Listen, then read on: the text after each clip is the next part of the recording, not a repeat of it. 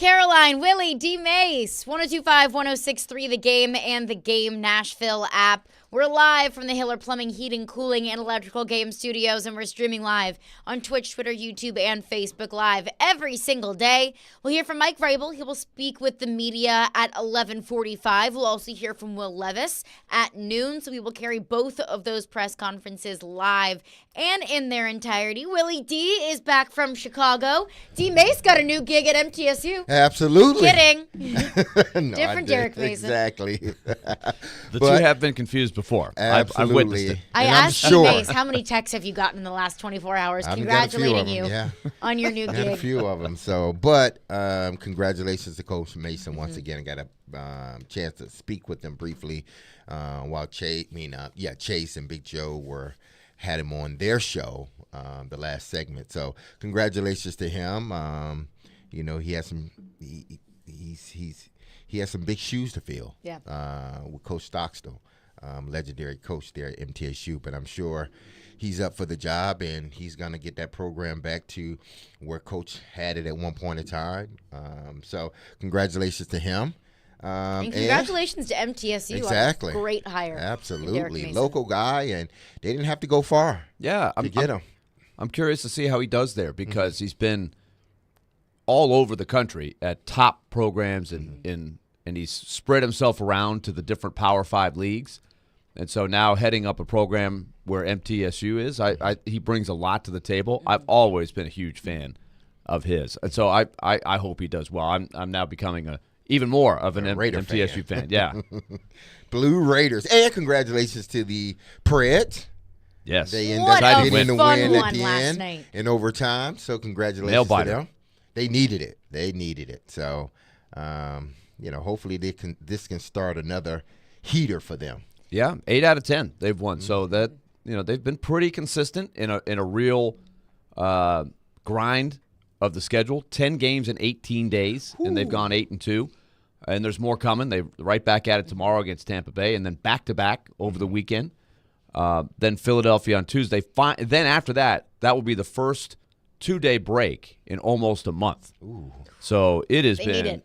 Yes, they grind. could. Yeah, they're going to have to earn this break, but they're playing you well. need it as well. I need it as well. There's no question. There was a lot of drama over the weekend. 2 very tight wins, but 2 good road wins. Mm-hmm. And we'll get more into that. We'll also get more into the Tyson Berry situation, what Barry Trotz had to say on Stillman and Company yesterday. Some pretty that was good stuff. Strong words from Barry Trotz. We will get into that, what that means for Tyson Berry and his future in this Nashville Predators decor. We will get into all of that, but I want to start here with new grandfather Teron Davenport's most recent article on ESPN.com. Now, this is something that he mentioned to us in our weekly visit with him on Monday. I was asking him about the relationship between Rand Carthon and Mike Vrabel and Amy Adams-Strunk, and he said, you'll learn probably a little bit more once my piece comes out on ESPN.com.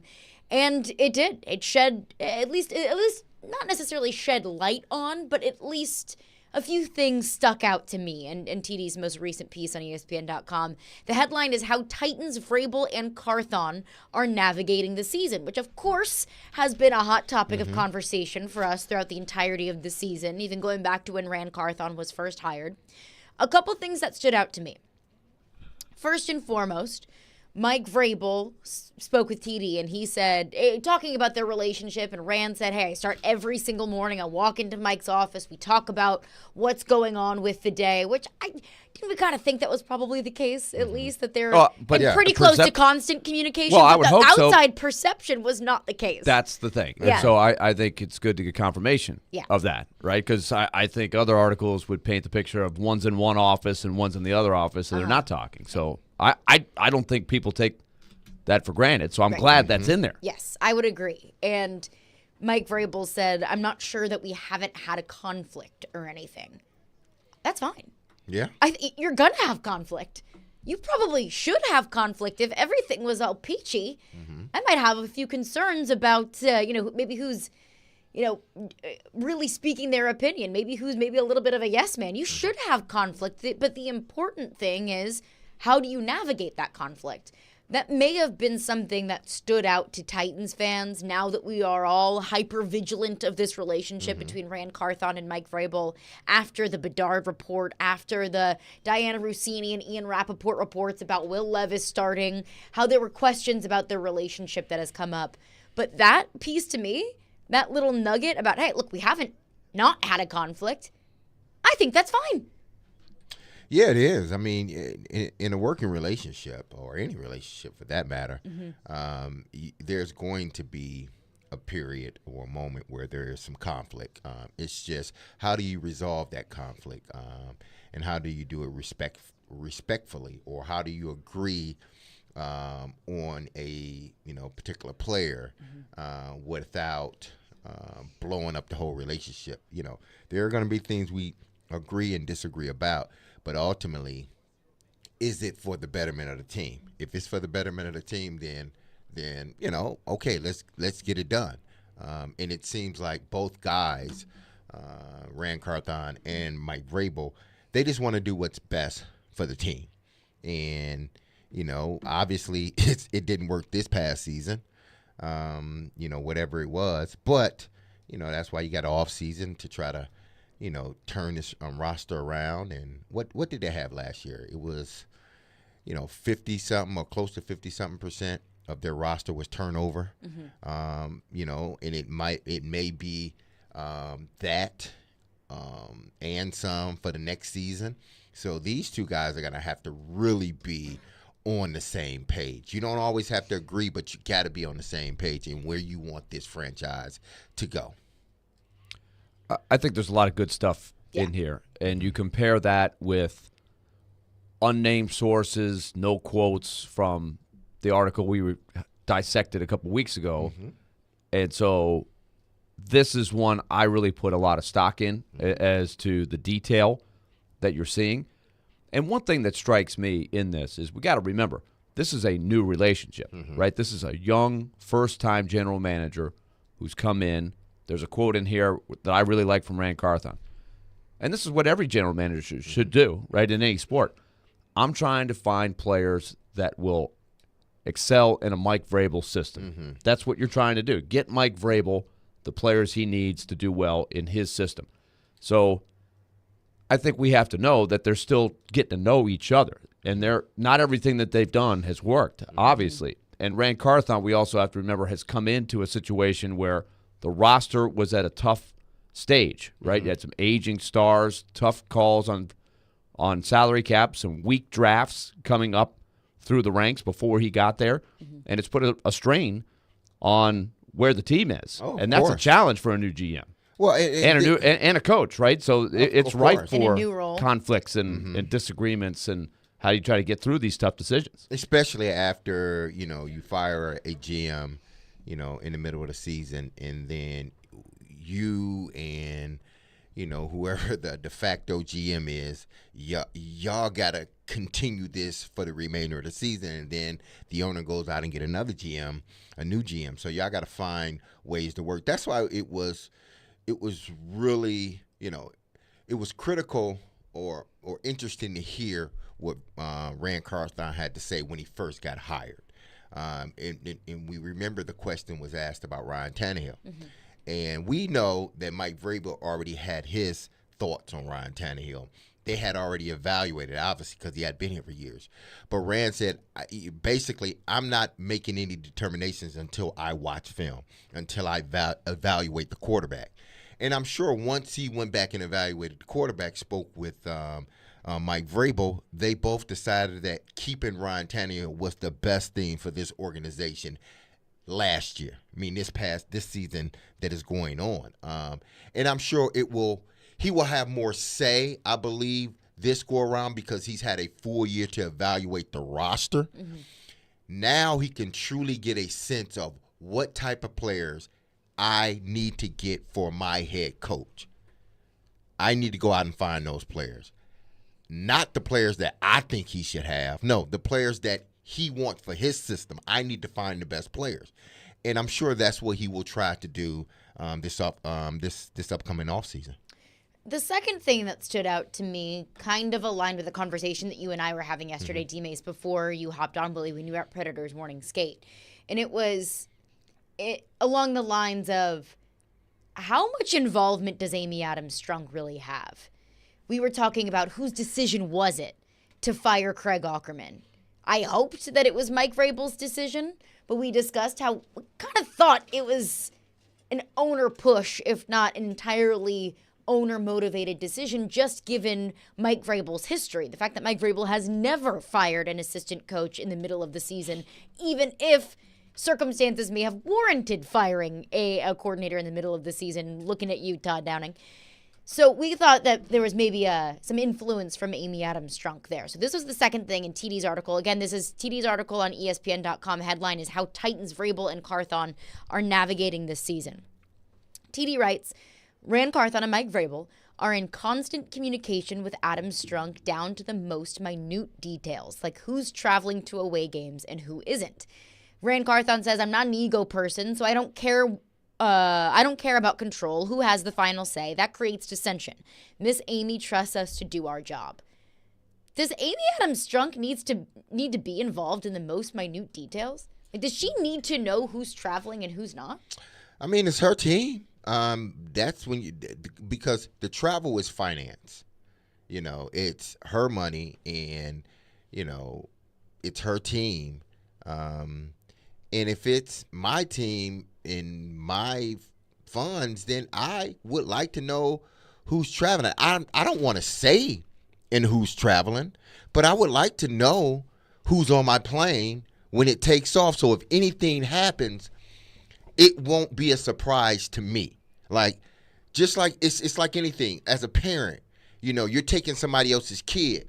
They should want to know where their kid is going, who they're going with, because if anything happens, they know, well, my kid was with that person.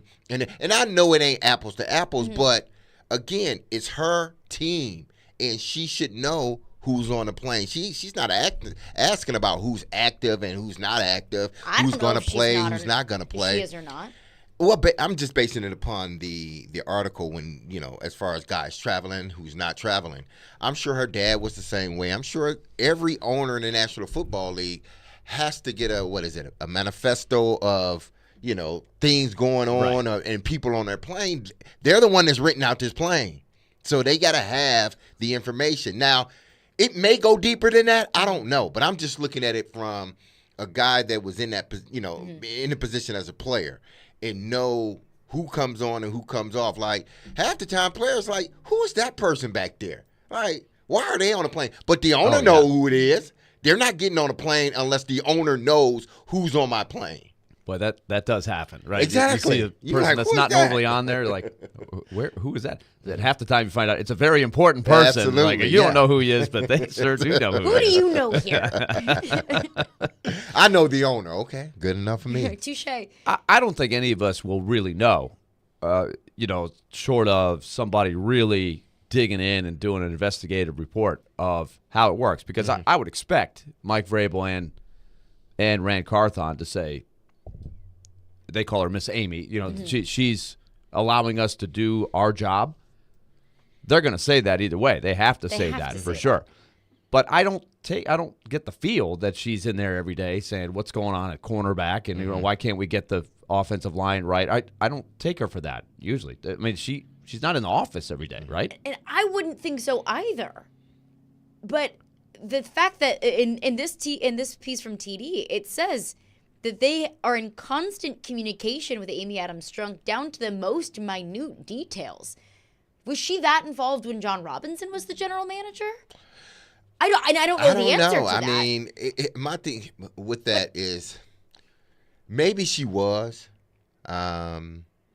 Maybe she wasn't. I don't know. But I feel like I've talked about Amy Adams-Strunk and her involvement in this team more in the last couple of months than I have in all of my 3 years in Nashville. Well, I think rightfully so because of, you know, how it ended with the last GM. And now you got a new GM, first-time GM coming in. You know, it sort of went out of the order of what it usually goes. You usually hire your GM and then your head coach. So, yeah, we have questions. Yeah, we're going to talk about it. But I don't think I think if we were in any other market and this happened, I think we would be talking about it just as much. I think you made the best point, though, Derek. There's a difference between keeping the owner in the loop on everything and the owner coming in there and saying, here's who I want at left guard. You know? Now, in an extreme situation like Sunday, where you had the major breakdown in special teams, it's human nature maybe for the owner to pick up the phone and say, what the heck is going on with special teams, right? I mean, that's just how it should work. A passionate person who's got a lot invested is going to want to know what's going on. But I think, generally speaking, I would not misinterpret everything is communicated down to the last detail as, well, Amy Adams Strunk is a real controlling owner. I think that's just good business, right? Keep the owner in the loop so there's no, like you said, no big surprises. Exactly. I don't know. I go back and forth with it because I go back and forth between, look, if Amy wanted Craig Aukerman gone, I don't blame her because she watched the same disaster on Sunday that we watched. But also a part of me has to look at it and think, but does that make the team better? Was that the right decision? Because I understand it. I totally understand her wanting a change made. And I think Sunday warranted a change at special teams coordinator. And I totally understand an owner that has billions, with a B, billions of dollars invested within a team and an organization to have as much information about the team as possible. That she can make whatever decisions she wants to make. She's the owner. Hello. Yeah, she can make whatever decisions she wants. But is that a good thing? I mean, because we've seen some owners get too involved in teams, and it hurts the dynamic of the team. It hurts the dynamic of leadership. Yes, it does in some situations, but I don't think in this situation that would be the case. This is not something that, I'm sure, when John was GM, whatever was done, he let her know, like, because it's your team, I'm going to let you know, even though you trust me to do the job, to do a good job. You hired me to do a job, and you trust that I'm going to do that job. But in doing that job, I do still have the responsibility to let you know what's going on with your team. You may not even care, about some of the things that I have to tell you. But at least I can say, I told you this. Nothing was ever a surprise. Now, you may not have a say in a coach or a specific player, but at least I'm giving you that information so you can have. So if anything ever comes up, you can always refer back to, okay, at the time John gave me the information, I have it, or now Rand and Mike have given me the information, so now I have it. I may not do nothing with the information, but at least I have it. That's good enough for me. And I think that's good business, isn't it? Yeah, isn't it? That's how you should. It's a good relationship. Exactly, it's a good relationship. It's like me building. If we were to build a house, and from scratch, let me know everything. I may not have a say. I may not say, well, that needs to be, or you need to redo that. No, but at least let me know. So when I do come and make a visit, I will know, okay, I see what you're talking about over there. I see that right there. Okay, that's a good place. You said you were going to put it there. You understand what's going on. You ain't just walking in the house and like, I didn't know you were going to do this. I didn't know you were going to do that. Oh, that's there. I didn't. No, it's you told me. I know. I'm good. And that's why we're all curious on how it went down with the special teams. Exactly. Coach, this is a fun side note based on our conversation the other day in the hour leading up, where I was presenting the numbers and smoke was coming off my computer because of the text line blowing up when I was saying they were 9th in overall special teams going into the game. Text line didn't like that. And Aaron shots, they've gone from 9th to 26th. We said that because you said, before Sunday, this is what it was. Before Maybe Sunday. they might move to 12 or 13. 26. Well, no, I knew it would go down, but I didn't. But that shows you how extreme the difference in the game was in Sunday. And that shows you how important special teams are. Oh, yeah. And so I guess in the argument, right, I was trying to be fair and lay out how bad has it been. And we debated it, obviously, a lot. The decisions made, and then I see the number change there. So in an extreme situation, that's not your everyday business. So if if she called in and said the what's going on call, that's what we called it the other day. What's going on with special Right. teams? What are we doing? What are we going to do? That's an extreme situation. That may not be the daily, weekly practice, even with the team struggling. That's just my thought on it. I don't know what happens or doesn't happen. That's what I think is important is what was the dynamic like before Rand Carthon and Mike Vrabel? Was John Robinson in as much communication, in TD's piece, constant communication about minute details? Was John Robinson having those kinds of conversations with Amy Adams Strunk? And I don't know. And of course the owner has to be involved in decision making. Like, hey, I think we're going to trade A.J. Brown. Like, Amy Adams Strunk needs to know that. Like, hey, I think we might trade up in the second round to take a quarterback. Amy Adams Strunk needs to know that. We're going to trade Kevin Byard. Things like that. Like, Amy Adams Strunk needs to be up to date on the massive news of the team.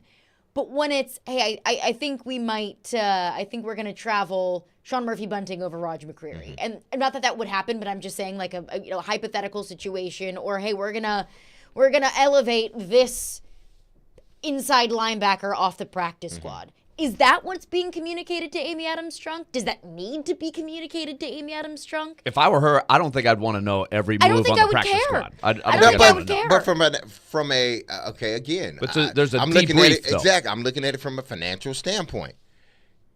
It's my team. When you elevate him from the practice squad to the active roster, that means more money I got to pay him. Yeah. I'm not asking. Don't tell me if he's going to play or not. If you want to, that's up to you.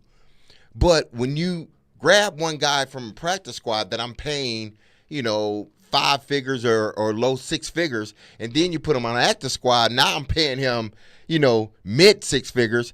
I need to know about that as an owner. I want to know that you elevated. Again, I'm not asking about him playing, but just let me know because I think we're looking at it solely from a sports perspective, like just sports, like strictly sports, like guys out there playing and schematics and all that other stuff. That's how and there's nothing wrong with looking at it from that standpoint. But I am sort of looking at it from the lens of a business. Like this person, I'm going to have to pay him more. So he's being elevated from this to that. Let me know. I don't need to know if he's playing or not. But that's a financial obligation that I have now. So I need to know what's going on. So, yes, that's minute. Yes, small. But in the big picture, she should know about that, from a financial standpoint, not from a personnel standpoint. And I think the big thing for me, the key question for me, in my opinion, is that new? Is that a change? And does Amy Adams Strunk feel this need to, for lack of a better word, almost babysit in this new era of Rand Carthon and Mike Vrabel that she didn't have to do before? And maybe she did. Maybe she was as involved with John Robinson as the general manager as she is now. But that's the key question to me. And that's where we're starting today. So we'll continue the conversation coming up next. And owner involvement. Is it a bad thing? We talked to Tim Hasselbeck about that yesterday, what Tim Hasselbeck had to say. And of course, we'll get into your thoughts on this as well. Breaking down TD's most recent article on ESPN.com. We'll get your thoughts on that. 615-737-1025 is our phone number. Mike Vrabel in 30 minutes. Caroline, Willy, D-Mase, 1025, 106 The Game.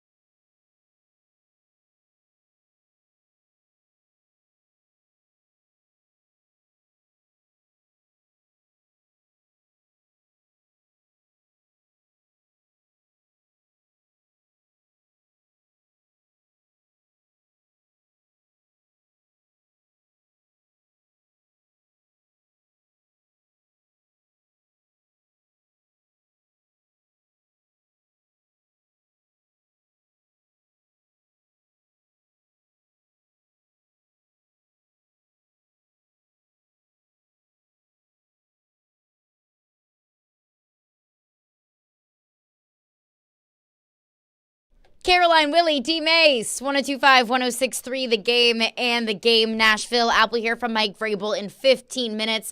We're now breaking down TD's article in ESPN.com. A couple of things that stood out to me. One in particular, which kind of aligned with a conversation D-Mase and I were having yesterday about Amy Adams-Strunk's involvement in firing Craig Aukerman, which brings up a bigger question about what is Amy Adams-Strunk's involvement in the day-to-day of the team.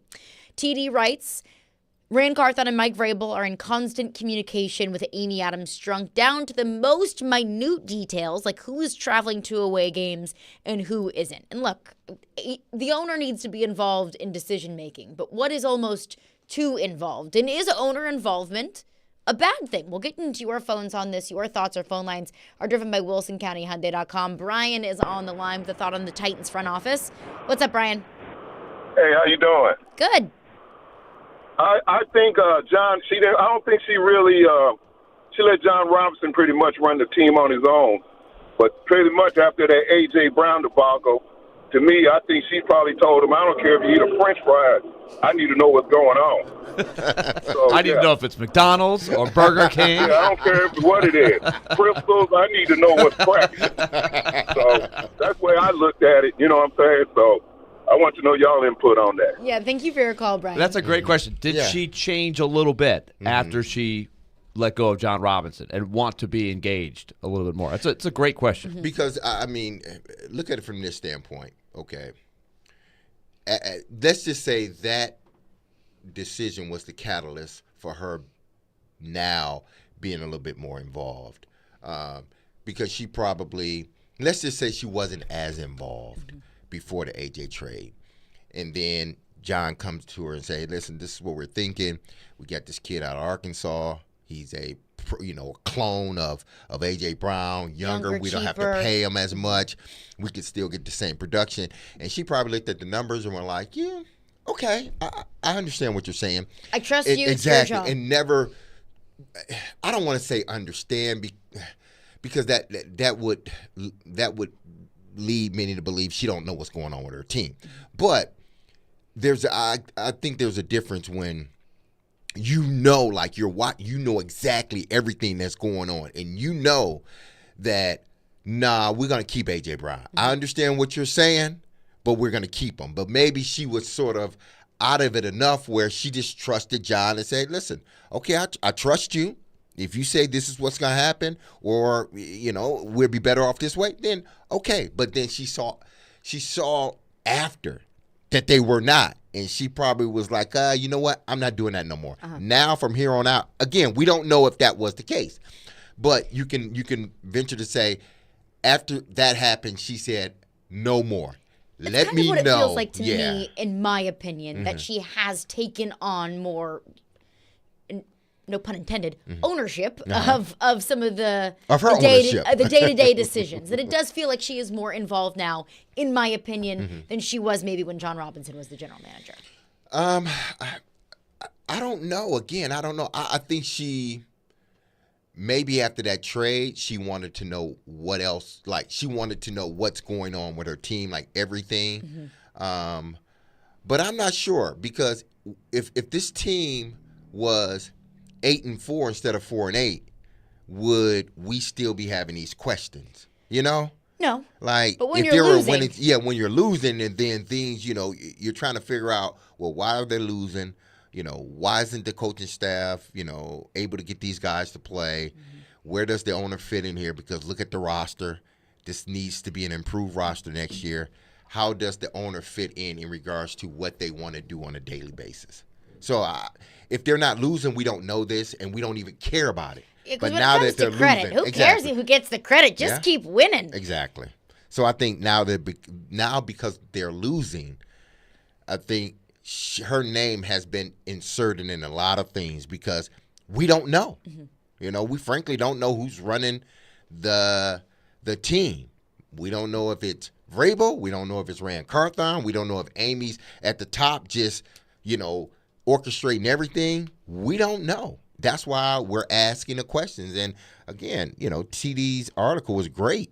He gave us sort of an insight, but I think we're still wondering, like, in certain situations, is it is she really like the day-to-day stuff, like everything, or is it just certain things? Like, Well- what color Gatorade Yeah. are we drinking today? Well, another good example that Tehran has in here is the lead up to the Kevin Byard trade, Yeah. and that had a little bit. That I didn't read much about Amy Adams Strunk's role in that, Yeah, it wasn't but it much in sounded there like about it was a good conversation process between Carthon and Vrabel, which Yep. again leads you to believe they're working together, right? Not the perception that was thrown out there by that goofball Bedard and his dream of getting Vrabel to New England, right? The perception he was trying to create that that's not his guy, etc. That sounded like two guys on the same page to make a very, very difficult decision. And it Yeah. goes on to say, you That know, was the the same perception thing that I with got as Henry, well. right? Here are the phone calls we're getting. What do we do? Let's talk to Derek. You know, that seemed like it went very smoothly, how it should have gone. I would agree. And when it comes to Amy Adams Strunk and her involvement, this is what ultimately why I think it matters. I don't know how qualified any owner in the league is, not just Amy Adams Strunk, but any owner in the league is to be super involved in decision making and to have veto power. Like maybe Jerry Jones because he played football, but like I don't know if David Tepper is out here saying, yeah, you should take that linebacker over that receiver in the fourth round. Like I don't like even all of us who we love the game of football, dialed into the game of football. I can speak for myself. I can't make those decisions. I don't know how many owners in the league really truly are qualified to be able to say, yes, that's a good decision, or no, that's not a good decision. And again, Amy Adams Strunk has every right to make those decisions. It's her team, but is that what's best for the team? You know, what's best for the team is to allow the people that you hire to do their job. And, you know, when you believe they're not doing their job, then I think you as an owner have the right to either say, hey, listen, you need to meet me in my office after practice, or hey, Mike. Mike. Yeah, Mike. Can I talk to you for a minute? Can I come and sit down? Oh, sure, Miss Amy, you can have my seat. But I think when things start to go wrong, the owner has the right to come down, especially what we saw this past Sunday with the whole special teams thing. You have a right as an owner, like, okay, what's going on? Because this is not the first time that the special teams has looked dysfunctional. So what's going on? We were all thinking, Exactly. what in the world is going And on? I think you can't, as an owner, as a good owner, you can't watch what you watched this weekend and just dismiss it. As a good owner, you have to watch it and say, you know what? I need to talk to the coach afterwards. Not to fire him, but I need to talk to the coach afterwards, see what's going on. Why does it look this bad? You know, I can understand, you know, things happen, but it wasn't just bad. Take bad out of it. It was embarrassing. It was Truly embarrassing. And again, Unacceptable. it's a human emotion, human nature when you have something like that. Exactly, happen, right? It has absolutely. you even more. It's hard to be Mr. Spock from Star Trek and take that out of it, right? Which is what I was trying to be the other day when I was saying they were ninth going in. They went from 9th to 26th. They weren't that bad before. But when Willy you have a Spotnik. game like that, every other screw-up they had before is coming into your mind. So we got terrible special teams. We got to do something. But that's how human nature is. Yeah. Let's get back into some of your phones on this. Chris in Lewisburg texts in, says, regardless of the hierarchy of the Titans, the team looks like a mess from the outside looking in. I think that's why the hierarchy matters, is knowing of the hierarchy, knowing who's making these decisions and the responsibility whose shoulder it falls on, because it does feel like things are just a wee bit of a mess. Yeah, it does. You know those old cartoons where, you know, black and white cartoons usually was like, I don't know, a Bugs Bunny or something, where the fire's going off and everybody's just running around. There's nobody that's really guiding anything. Everybody's running around and they're pouring buckets into buckets, but not really pouring the buckets onto the fire. It's just everybody pouring, because nobody knows exactly what they're doing, you know? And I can understand that from, you know, the fans' view, like, it just seems like nobody knows what's going on. Everybody sees the fire, but nobody knows how to put it out. We got the water over there. We got buckets, but nobody seems to be throwing it on the fire. I can understand why fans think that because of the things that have happened, and then to sort of bring it all together, what happened this past Sunday from a special team standpoint, that made it all look bad. That special teams, display made the team look bad. Why?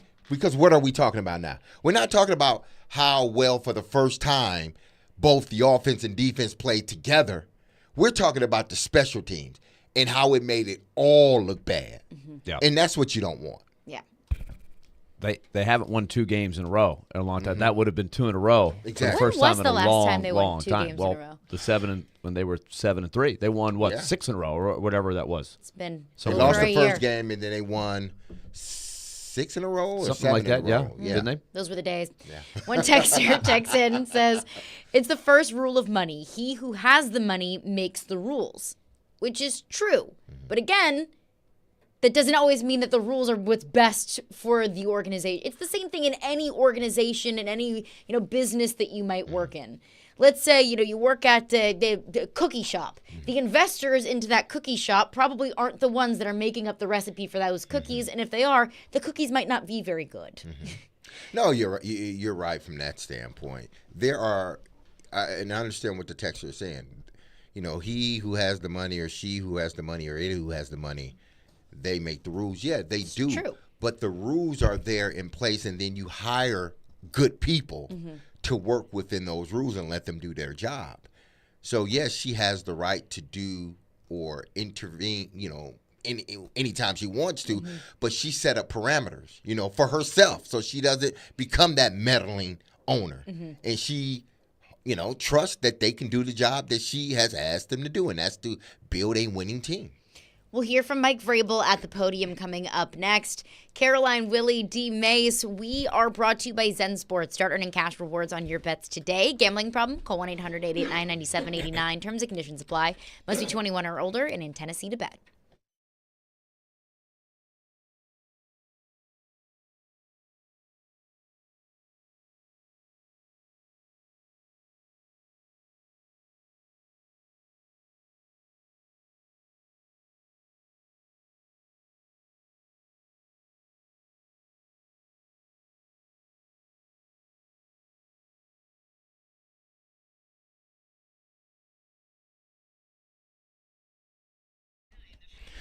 Happy hump day out there. It is Wednesday, right? Absolutely it is. Men, listen up, because I need to tell you about Cool Springs MD.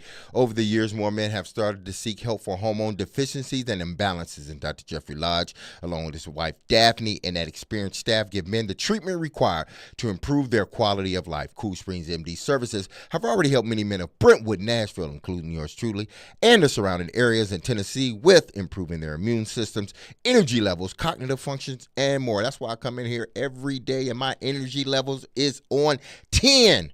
And that's because of Cool Springs MD. They are there to connect you with the medical care you require to have a healthy and enriched life. So there's no better time now to achieve a healthy lifestyle. Men, what are you waiting for? Give Dr. Jeffrey Lodge and Cool Springs MD a call today for an appointment. Here's the number, 615-486-3458. That's 615-486-3458. Or visit our website at coolspringsmd.com.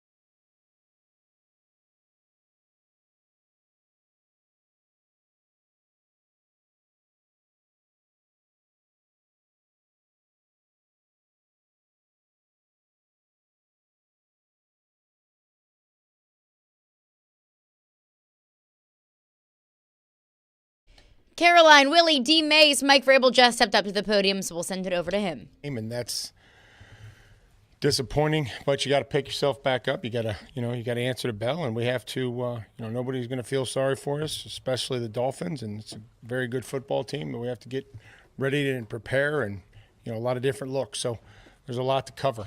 What kind of went into the decision to move on from Monty Rice yesterday? I think it's just it's a process, and just didn't work out. And I'm sure Monty will go on and have another opportunity, and we'll give other guys opportunities here.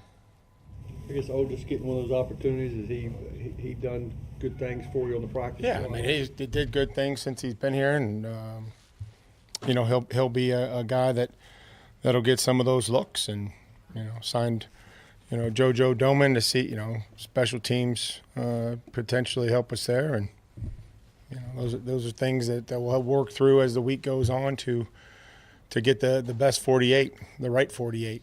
What did you guys see out of Ty Zentner signing him to the practice squad in terms of maybe him coming up to punt? Well, athletic, he can kick off, he can punt. Obviously, that's his number one role will be to punt. I had a bunch of guys in here, and he did a great job considering the circumstances and the outside and the weather and the competition, and excited to work with him. He a holder as well? Yes, Okay. yes. Did that as well. 5 years ago today, Derek had his 99-yard run against the Jags. What do you remember about that, and is it crazy that it's already been 5 years since that? Yeah, I think probably yes. It's been, I would say, yeah, that's crazy to think that that's been 5 years. Just that he's still running. He's still, I think he's getting tackled. He's still running. Felt like the play lasted 5 years. So tremendous, individual effort. Great job by everybody to get involved early, to get him going, and then, what he did, after that was on his own. So time flies. Does the X-plays make the challenge of the X-plays this team is as difficult as anyone trying to defend those? Well, a lot of speed. They've got, a good scheme and a lot of speed. And, the quarterback, Tua, does a fantastic job of being able to distribute the football. And sometimes those X plays are handoffs. Sometimes they're short passes. It's not, every single one. I mean, yeah, if you're pressed up on Tyreek, you could guarantee that it's going downtown. But it's not just throw it over your head every time. It's, catch and run. It's good ball placement by the quarterback. And then guys, breaking tackles, and, they lead the league in, missed tackles for. So those things will be critical once they have the ball in their hand. That speed being so elite that they have, is that something that you obviously can't simulate it? So how do you, get ready for that? Is it something like you get out there and it's like, oh, I didn't realize that he was that fast? Well, we certainly won't be able to, replicate all the speed. I think that, being in the right spots and, being sound and, all those things that'll play into the fact that, once they have the ball in their hand, we're going to need some extra people, to help and to take great angles and, use your leverage and your help and all those different things that we talk about when tackling. Does Ryan remain the backup holder, and what's his practice regimen for that now? Yeah, I think we've had Gibby snap, as a backup snapper. We've had, Ryan holding at different times, and, I would imagine that Ryan would continue in that regard. How often do you want him doing that? In the game, never. I think making sure that, those things are, we're covering some of those outliers and making sure that, there's a backup at every position, snapper, holder, emergency kicker, the quarterback. So, just making sure that those things are, covered, once a week as we go into the game. But also, I would say that Ryan was pretty good in his job. That wasn't the reason that it felt like we missed a kick. Nick made it sound like it wasn't happening once a week heading into that game. Yeah, no, what I'm saying is whether it did or not, the snap and the hold Nick missed a kick. Nick's made a lot of kicks, and I thought Ryan did a really nice job, and has done a nice job whenever we've asked him to do that in practice or in the game. So, hopefully we'll be able to execute all those things, and especially on Monday night. Tom's voice been maybe at the start of the week as you kind of started new on Yeah, I mean it's different. I mean we're in a different situation, but Tom's got a lot of experience, and looking forward to a great challenge. We'll have to protect our punter. We'll have to check our returner, kicker when we kick the field goals, and looking forward to that challenge. What stood out about their pass rush, Miami's, and kind of what has allowed them to have so much success this year?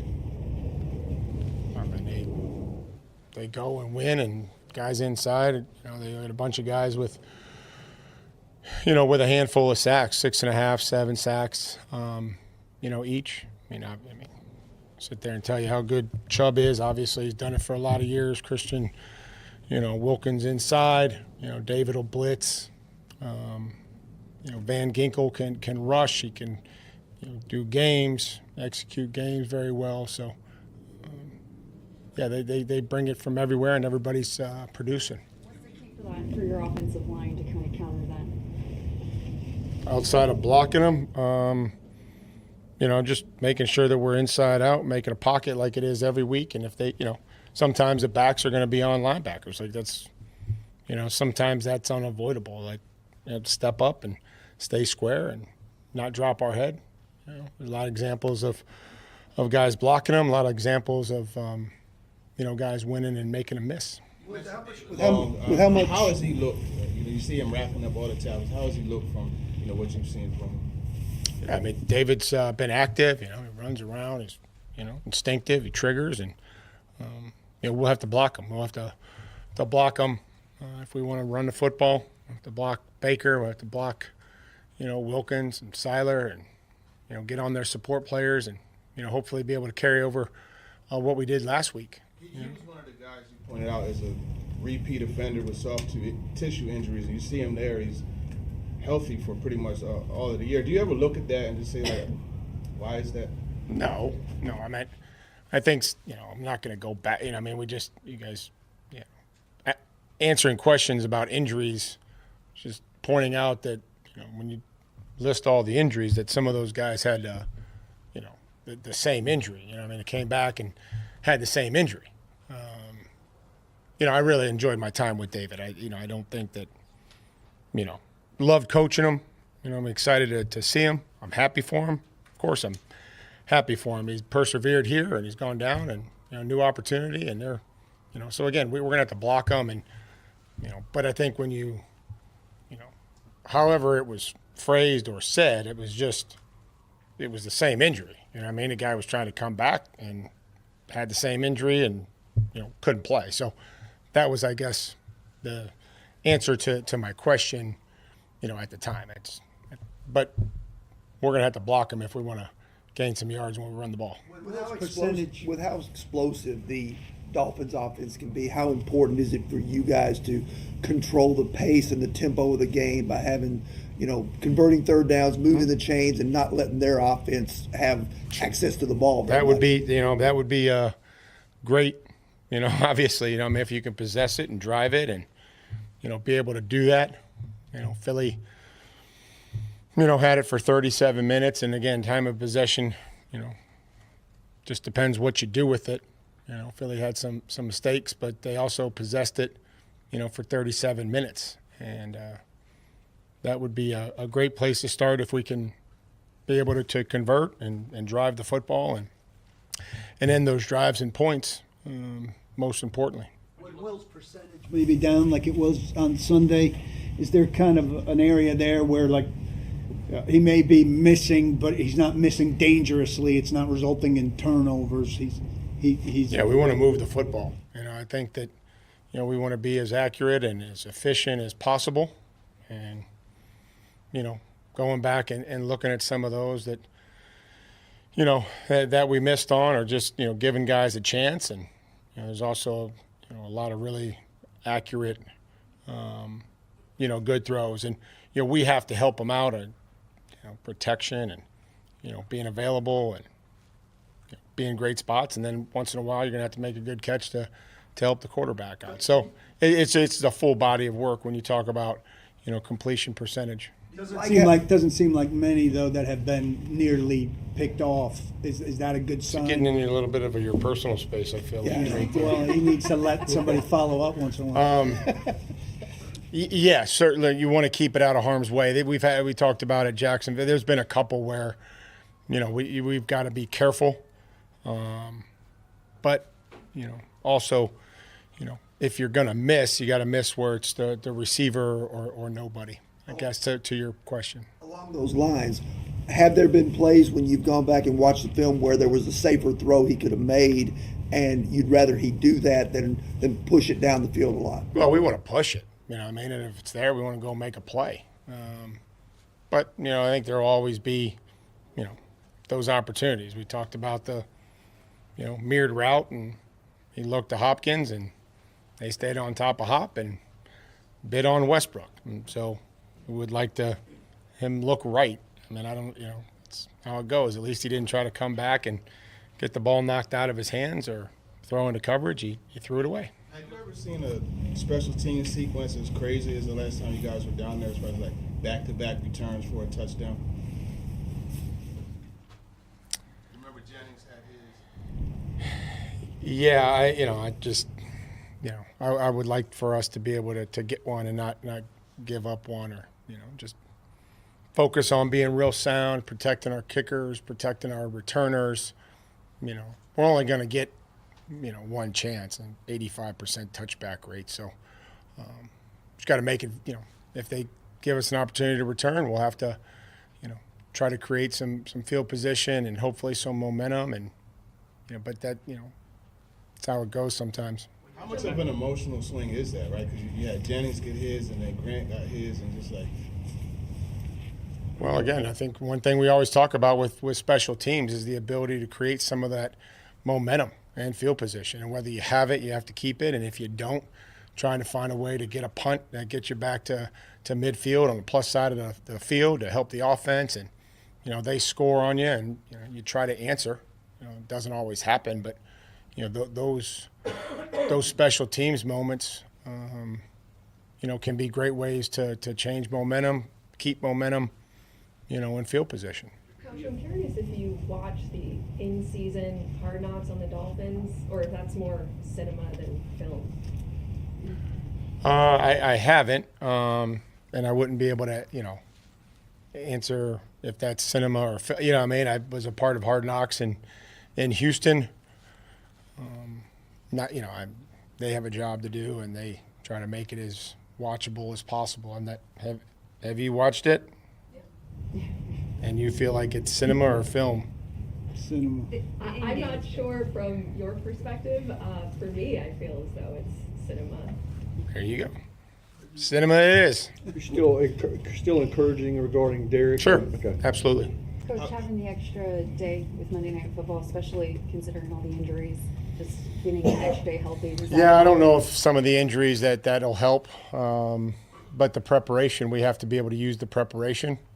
It's a longer week, and trying to be smart with how much we do on a speed and how much we show them, and try to alternate days and try to come up with the best plan that's going to help them throughout the week to be prepared and then be ready to play. Do you expect to see more Traylon this week, in terms Hopefully. of more reps? Okay. Yep. Are you going to be without Christian Fulton for extended time, or what's the? Yeah, Christian won't practice today. Stoney won't be out there. Wiley won't be out there. Simmons won't be out there. Joe Jones won't be out there. Mike, how much do you talk to Amy during the season? Is there like a typical schedule for that? And what is her message to you and maybe the football team been during this time? Well, always supportive. We don't have a set. There's not a set day. I try to keep her updated. Rand keeps her updated. And when we talk, it's, we're all, frustrated that we're in the position that we're in, and we're all working hard, extremely hard to figure a way out of it. And so that there's a level of support to what we're trying to do, and always. Still have her full belief that this is going the direction she wants it to go?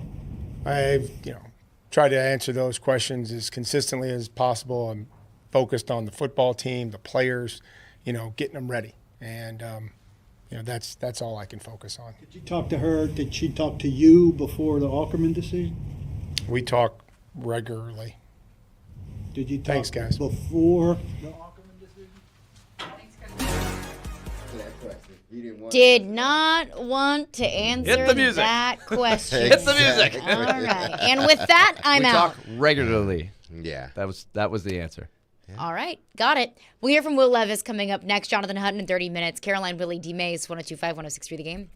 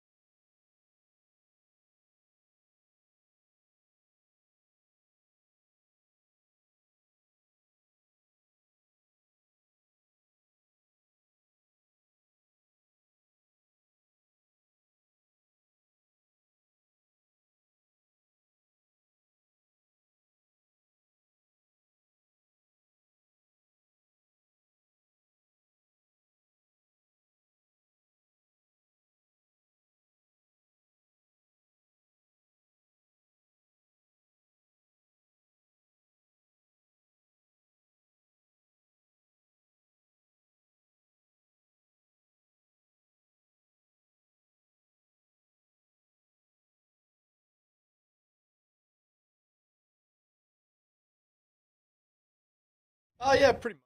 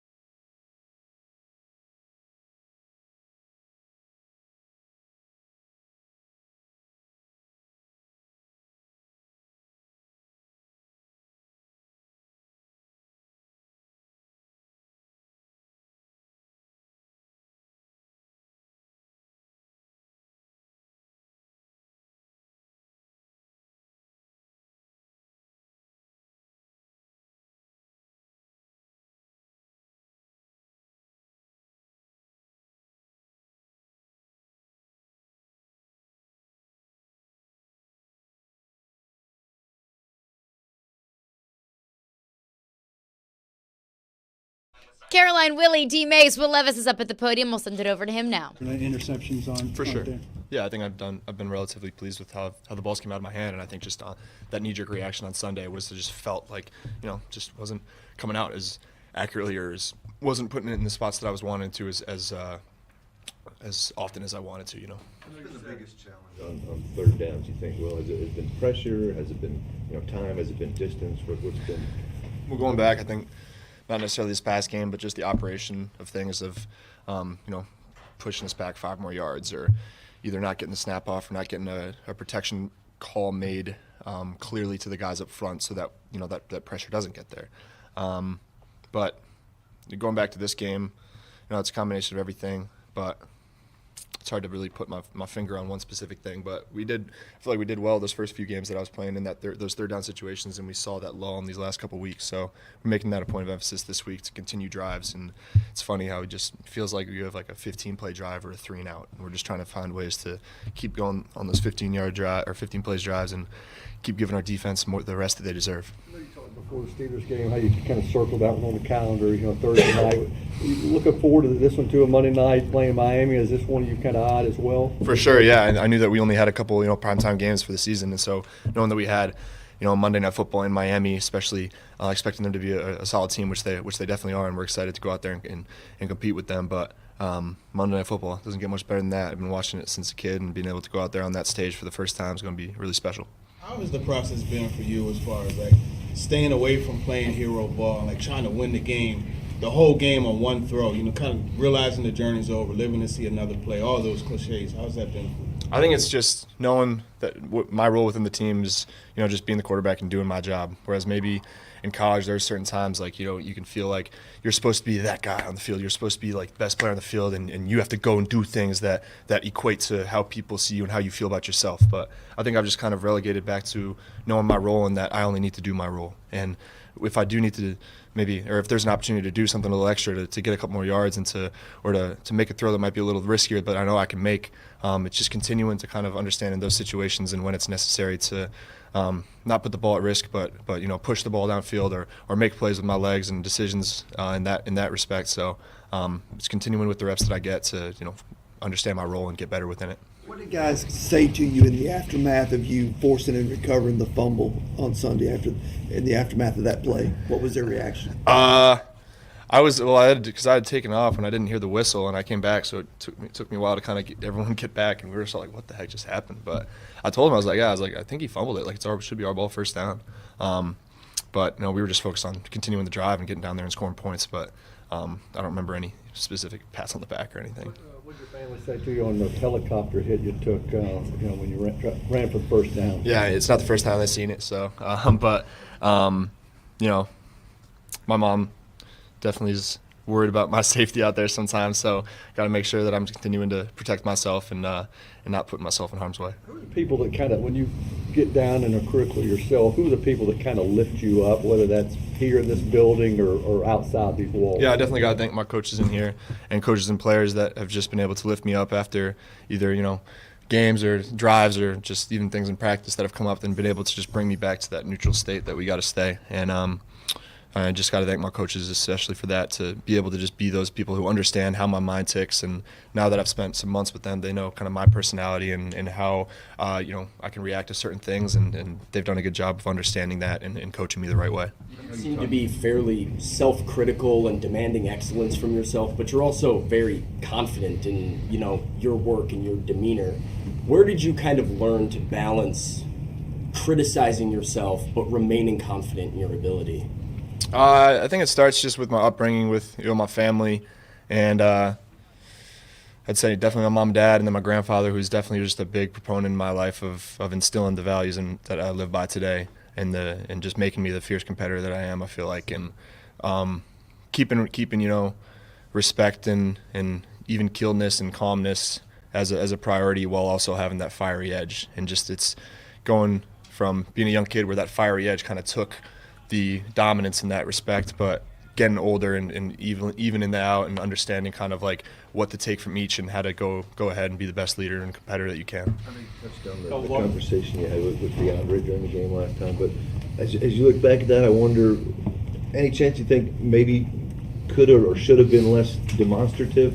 You know what I mean? Yeah, maybe I forgot that I was on TV, but no, it's just one of those things that just happened. If I would have gone back, I would have been more neutral about it for sure. But that's just part of the things about being an NFL quarterback and learning along the way of how to be a leader and how to get your guys going. But definitely would have handled it differently if I would have done it again. Well, you guys talk about flushing losses. Is the process any different coming off a game like that one in the way you go about doing that? Yeah, I'd say it's tougher for sure. I mean, Coach spoke to just how tough these past couple of days were in the facility for him and the coaches for not having all the guys in here for all the time, and just when you come off a loss like that, how it just kind of festers for a little bit and it hurts. But I think if anything, it gives you more motivation to go and attack that next week to give you that motivation to go out and get a win even more so. So even though it hurts for maybe that 24, 48 hours afterwards, we've turned the page and we're moving forward. And I feel like the energy and the focus that we've brought throughout these past couple days going into this week of work has been really good. And we're looking forward to get down to Miami to get a win. Dolphins pass rush, looking at the tape, what makes him so difficult? What stands out to you? Yeah.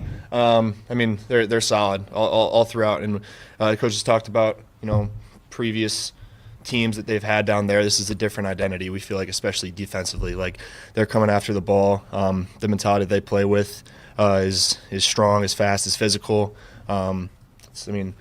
Wishing Phillips a quick recovery, but having him and we're expecting Van Ginkel out there on the end too. We know that he's no slouch, and even though he's going to be the backup in that position, we know we got to be ready for him. And with Chubb on the other side, we got a lot to handle. So coaches have done a good job with the game plan and how we're going to be attacking them. And at all phases of their defense, they got good players, so we got to make sure that we're in tune with it. Thank you, guys. All right, there you go. That was Titans starting quarterback Will Levis. Caroline, Willy, D-Mase were live from the Hiller Plumbing, Heating, Cooling, and Electrical Game Studios. We'll chat with Jonathan Hutton, Hot Mic with Hutton and Withrow in 20 minutes. Want to go back to one thing that we heard at the very tail end of Mike Vrabel's press conference. Mike Vrabel was asked about the exact thing that we've been talking about the past couple of days after the news that Craig Aukerman has been relieved of his duties, is where did that decision come from? Mike Vrabel was asked about it. This was Vrabel.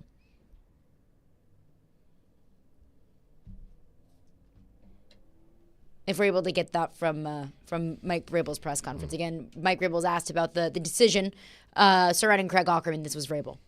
Mike, how much do you talk to Amy during the season? Is there like a typical schedule for that? And what is her message to you and maybe the football team been during this time? Well, always supportive. We don't have a set.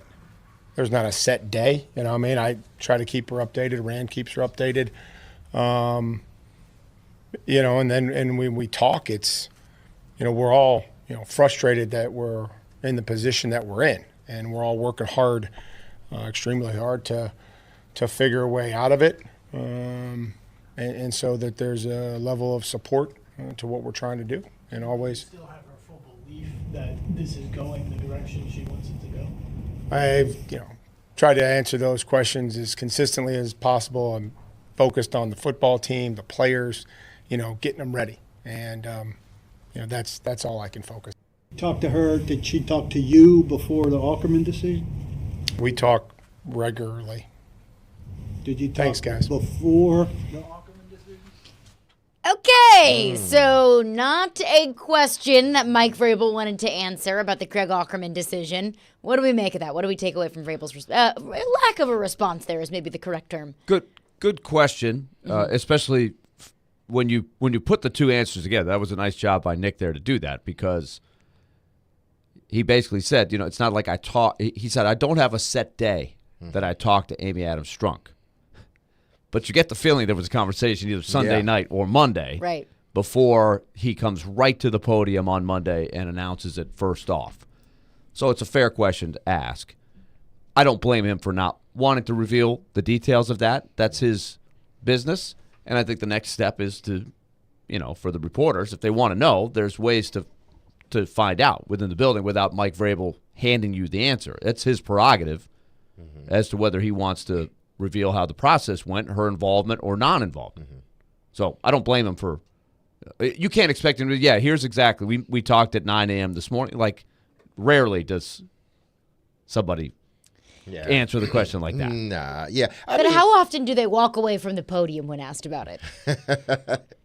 I mean, you're right. I mean, once you saw where he was heading, you could have – if you wanted to answer the question, you could have stayed at the podium and just, okay, let me answer right quick, and then I'll leave. But, you got off the podium and you chose not to answer the second part to Paul's question.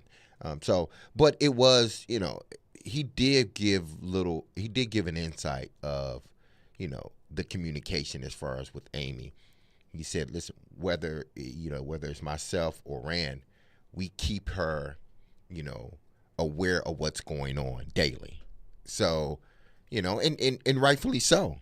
It's she's the boss, so it doesn't have to be anything in depth, but if you are making moves and doing things, it's like, okay, again, so I know you're not going to, step in and veto anything that we're doing, but so this is what we're doing. It's your team. I want to make sure you know everything that's going on. So maybe it could be just that, but because of the way the team's going, sometimes we tend to believe it's a little bit more than what they are explaining. Right. Yeah. And the thing with you mentioned there, D-Mase, you say it's keeping Amy Adams-Strunk updated with what they're doing. Mm-hmm. Is it always them keeping her updated, or is it Amy Adams-Strunk starting some of those conversations? Because I believed yesterday, so maybe it's not necessarily fair of me, but I believed yesterday that this was an Amy Adams-Strunk decision. And whether it was or wasn't, what Mike Vrabel said there, or didn't say there, how he decided to approach that question, makes me feel even more that was an Amy Adams-Strunk decision. And it makes me feel like the way that he responded to it, maybe it's because it was coming from Paul, I don't know, that Mike Vrabel wasn't very happy with the decision either.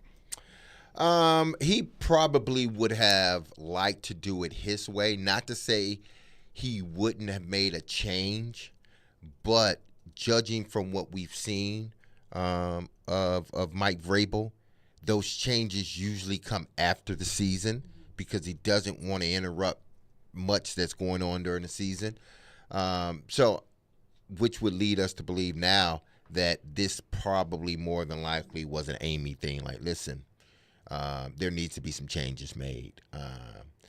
Yeah, you can do it in the season. I can see if we were still in a playoff hunt. See, that's another thing. If they were in the playoff hunt, then maybe they wouldn't have fired him right now. Well, they were in the playoff hunt when she fired John Robinson, so maybe that's but they thought they were sitting. But again, I go back to coach in the middle of the season, GM in the middle of the season are two different things. One does directly affect what you're doing on the field. One doesn't. Me firing a GM doesn't directly affect what we're doing with the guys that we have now. I understand about bringing in guys in and, being able to, sign guys and release guys, and that ultimately does affect. But I think last year was different. When he got fired, I'm telling you, those guys on the team, I'm not going to say they didn't care because I'm sure they enjoyed John and built a relationship with him, but it's not to the point where it's going to affect me on the field. Now, Ackerman, the fireman, does affect what they do on the field, so much so that, when Mike talked about adding Quinn and him just learning that terminology, because Ackerman coached it different. Maybe Quinn may coach it different from Ackerman coached it, So it does directly affect us on the field. But the GM really doesn't. Well, let's go back to when the decision was made on John Robinson. Eventually, Amy Adams-Strunk on the record basically said, it was me. I did it. Right? Yeah. She did. She Yes. owned up to it. Yeah. She said, I didn't think he was the right guy. I did it. And all of us thought at the time, I don't want to speak for everybody, I definitely thought, it seemed very emotionally charged Yes. and reactionary To to what the happened Eagles in game. Philly. Yeah. Mm-hmm. This has the same feel to it, emotionally charged, as you said, Derek, embarrassing. If they had won and Stonehouse hadn't been hurt, maybe it wouldn't have quite been as emotional or as embarrassing. That's why I brought it up to you guys the other day after it happened. But the fact is, that is what happened. You lost your punter for the year. The chain reaction is the holder isn't there. You lose the game in overtime, and it's at home, and it's stung. Divisional rival. So is there a little bit more emotion tied to it? So you can't rule it out, right? We're pretty sure that they were, to Paul's question, did you talk to her? I would imagine that there's a good bet that they talked. I think they Now, talked. What Who the started that conversation conversation? was, but initiated the conversation what the is different. conversation was is a whole other thing. Or, whether she went and said, look, we got to make a change here. We got to make a change here. That's her prerogative to do that. And maybe Mike Vrabel said, I don't want to, but if that's how you feel, I'll do it. Or maybe he was in lockstep with her and said, look, hey, we got to do it. That didn't sound like somebody that was in lockstep with the decision But to again, fire Craig we Aukerman. don't know. I'm just comparing the John Robinson to this one. Yeah. Very, very quick, reactionary kind of thing. Yes, where it's very obvious. The special teams, obviously, it was more obvious. And then you fire your general manager right after the player, the star receiver that he just traded, just whooped you, literally and figuratively, Yeah. Right. with the towel spanking the goalpost. And we also know for a fact, Mike Vrabel has never fired a coach during the season. That's the key. That he has never fired a coach mid-season, even when there is probably probable cause to fire coaches in the middle of the season. It was very justified. I mean, if you wanted to fire John Nobody Downing would've in the middle of said the season anything. last year, Yeah. nobody would have said anything. But he didn't. He waited until the end of the season. And if Craig Aukerman had not gotten fired after that Colts game, I would probably assume that he would have gotten fired at the end of the season if Mike Vrabel did decide that he wanted to move on from Craig Aukerman. But he didn't. Because I think a lot of times any sort of firing in the middle of the season, coach, coordinator, positional coach, general manager, that shakes things up. That's a distraction in the locker room. What does Mike Vrabel say all the time? Eliminate distractions, drown out the outside noise. I have all the information I need. This was an Amy Adams Strunk decision. Well, will she eventually say that? He may. I don't think that she wants to. Like she did last year. Because she can say that she fired John Robinson because who else would? It's Mike's job to hire and fire coaches. True. Yeah, so she may get away with not having to answer that question. Right. And just putting it on the coaching staff. Like, he made changes and, let me know that there were going to be some changes made. And I said, okay, there you go. Uh-huh. That's That's what she said. Yeah. Is that said what it she just did? like that. She said it just like that. I'm interested to see what Jonathan Hutton thinks about it. The firing of Craig Aukerman, where this team goes from here. Also his evaluation of the Titans and Colts game on Sunday. So we will catch up with Hot Mike with Hutton and Withrows. Jonathan Hutton coming up next. Caroline, Willy, D-Mase. Join Jared Stillman, Chris Sanders, and Derek Mason at Twin Peaks Madison this Sunday from 4 p.m. to 6 p.m. That is this Derek Mason, not new MTSU head coach Derek Mason. A lot of confusion about that today. Pregame shows from 4 to 6 p.m. for our NFL pregame show ahead of the Week 14 matchup against the Dolphins on Monday Night Football. Give you the latest updates before the game. Our NFL pregame show is presented by Parman Tractor and Equipment and Beast Unleashed.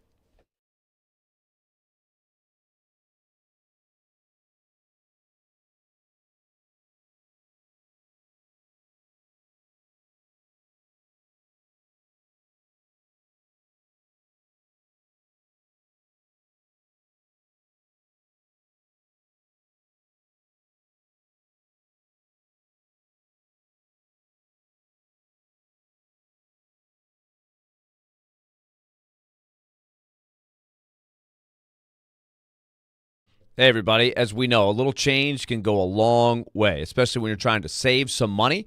And that's one of the tools that I've been telling you about from F&M Bank. F&M Bank's Smart Swipe feature. It's called the Roundup feature. Smart Swipe means every time you swipe the card for a cup of coffee, a sandwich, whatever it is, going to the gas pump, it rounds up your purchase to the nearest dollar. So, for example, if your morning food order comes to $15.28, it simply rounds it up to $16. And every time you use your card, those extra coins go into your savings account. Over time, you save money. It works for you.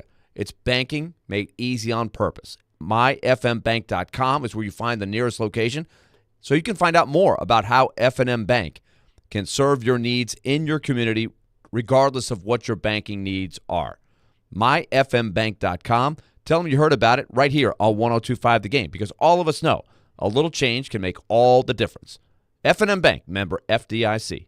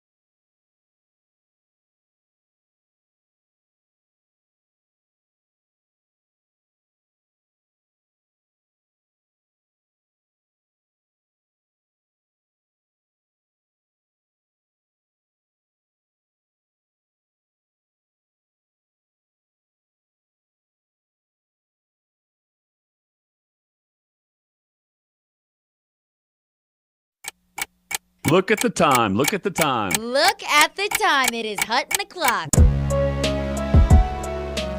It is now Hutton o'clock, a little bit later than usual this week, given the Mike Vrabel and Will Levis press conferences. So Jonathan Hutton joins us now. Hutton, appreciate you being flexible with our schedule today. Sure, of course.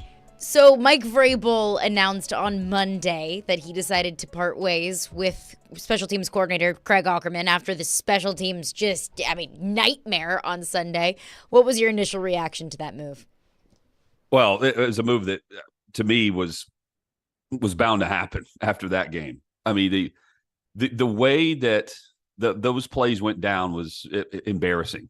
And for the second punt, which was, more or less a fumble, because before Stonehouse could try to get the punt off, his knee was injured, and the player didn't even have to lay out to go after the actual ball, just ran through him, and ran right by the Titans offensive line 4 snaps after. The same thing happened where they overloaded the left side of the front on the punt with the first one that was returned for a touchdown.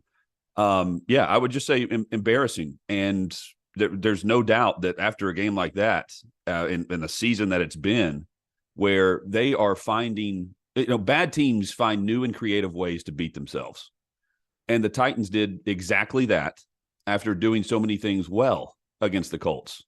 And when you add all of that into a season that has been, we got to coach them up and do all these different things, and players have to execute. That was the epitome of everything coming to a boiling up to the surface. And that's something we don't see, quite frankly, with some of the worst teams in NFL history, let alone what we saw on Sunday against their rival at home in the AFC South. And Mike Vrabel was asked about it today. Paul Kaharski asked him the question, did you have conversations with Amy Adams-Strunk before making the move? And Mike Vrabel said, I talk with Amy a lot, and then just kind of walked off the podium, not really willing to entertain questions about why that move was motivated. Do you think that was an Amy Adams-Strunk, an ownership-motivated move? And if so, what does that mean for this team? Well, I mean, do I think it was encouraged? Sure, I do. I think the fan base would encourage it too, based on what they saw. But do I think that Vrabel was told what he has to do on his staff immediately? No, I don't. Because, I mean, Todd Downing stuck around after the DUI when they came back from a win against Green Bay, and things got really rough down the final stretch of the season there, where Vrabel's had control. Think about the coaches that have had control of their staffs. All do, but specifically just here. I don't think Vrabel's the type of coach that gets told that he has to get rid of a coach immediately and just stand back and do it immediately and answer a question the way he did today. The way he answered this today was similar to me to how he answered questions about whether or not he was being kept in the loop on the general manager search throughout the final 7 games or so of the season last year. Call me naive there, but I don't think Vrabel's the type of guy that's just going to do something to his staff if he wants to wait until the offseason. I think this is a Vrabel initiated move to his staff, one that was needed, and one that he's not done before. He made a change in season, and I don't think that came easy to him. Yeah, I'm sure it wasn't an easy decision, that he had to make. But I think back to the firing of Mike Mularkey and him not wanting to, relieve the team of the offensive coordinator at the time. Right, so right. Munchak was the same way. And that ultimately was the decision made. So maybe Amy had a hand in that too via the GM at the time, John Robinson. And John said, listen, either you need to change some things from a coaching standpoint, and Mularkey chose not to, and ultimately we believe that is why he ended up getting fired. So there could be something to that as well, because this is something that we have not seen from Mike, and it makes no sense to fire a guy when you're completely out of the playoffs. Now, if you want to do it because it was just that embarrassing, okay, but I would tend to believe that there's a possibility the owner was disgusted with what happened and say, hey, listen, you need to make some changes. No doubt. Mace, no doubt she was, right? Mm-hmm. But, again, this is if you're behind the scenes here, and you're I'm just trying to think of when to step in and when not to. Stepping in out of the playoff race and making a change at the special team spot, it was needed. But I don't think now it's not like you add any playoff presence or you're preparing for the off season any more than what you were. That would have been earlier. And I mean, look, let's go down this path a little bit. If Vrabel wanted to play Tannehill over Levis, then I mean, it's got to go back to ownership there too. So I don't think it was you must do this now. I don't think that's how it goes down. I do think it was emotional, from just a pissed off standpoint, I'm saying. And that's just my opinion of it. And I think it started on Sunday evening, right? Like that's when it would have gone down. And it should have. I'm not saying that ownership wouldn't sign off on it or shouldn't encourage it or say this needs to happen. When are you doing it? But I don't think Vrabel just automatically jumps and does it if he's frustrated over the fact that he doesn't want to change his staff until the offseason. Now, Hutch, should we think too much into, because this will be the second time that this happened, and I'm not talking about the coaching. Right. I'm talking about players being released and then players subsequently putting something out on social media. Yeah. Cryptic codes of it wasn't our fault. There's more going on than what is being, talked about. You had, defensive tackle, after he gets released, he puts out a cryptic text. Now you see Monty Rice, and he puts out another cryptic text. Is there something, do you believe there's something going on? Because I look at it from this standpoint. When you start losing, and it's evident that one side is sort of holding up their end of the bargain and the other side isn't, then eventually it comes to head and that's how things are started and things leak out. This, to me, was the defense getting tired of holding the water when everybody else isn't doing their job. And then when you release people, it's, why did you do that? We're doing our job. You need to be concentrating on the other side that isn't doing their job, because we see in the people that are released on defense, but we don't see the guys that are released on offense, and they're the problem. You're right. Yeah, you're right. I mean, I think the response or the posts from Monty Rice compared to Jaleel Johnson, though, are different from this angle. I think Johnson, I mean, he's back. He was signed back after he made the social post and then subsequently deleted it. Monty Rice, I'm sure, did the same. But he's back. But he was complaining about the offense. I think if you're in the locker room and defensively you're allowing 20 points or less and you're losing game after game after game, that's going to be frustrating. And I think he was echoing the sentiment of many players on the defensive side. Monty Rice, on the other hand, doesn't come across as a guy who wants to come back or is trying to even portray the idea that he's going to re-sign with the Tennessee Titans because he feels like he was held back. That's the sentiment that he posted for an individual performance. And, I mean, he needs to look in the mirror on that. Gibbons came in and automatically took his spot. Go make a play. Be accountable. And that was not the case. He was I think he was posted more about the fact that he's got a chance to go to a different system and he's finally out of the Nashville locker room. I don't think it was about the offense in terms of what he was posting or trying to direct the attention to. Jonathan Hutton is with us. Hut, I shudder to think the answer to this here because I think I know the answer. But what do you think? No, they're not going to win another game, Willie. Well, I wasn't going to go there, but okay. What do you think this defense looks like without Jeffrey Simmons the next few weeks here? That's a huge question. Because what does this team look like without Jeffrey Simmons? I'm watching him from the press box on Sunday. Beyond just he is the most feared player for the opposition in a game plan. Yes. It's Jeffrey Simmons.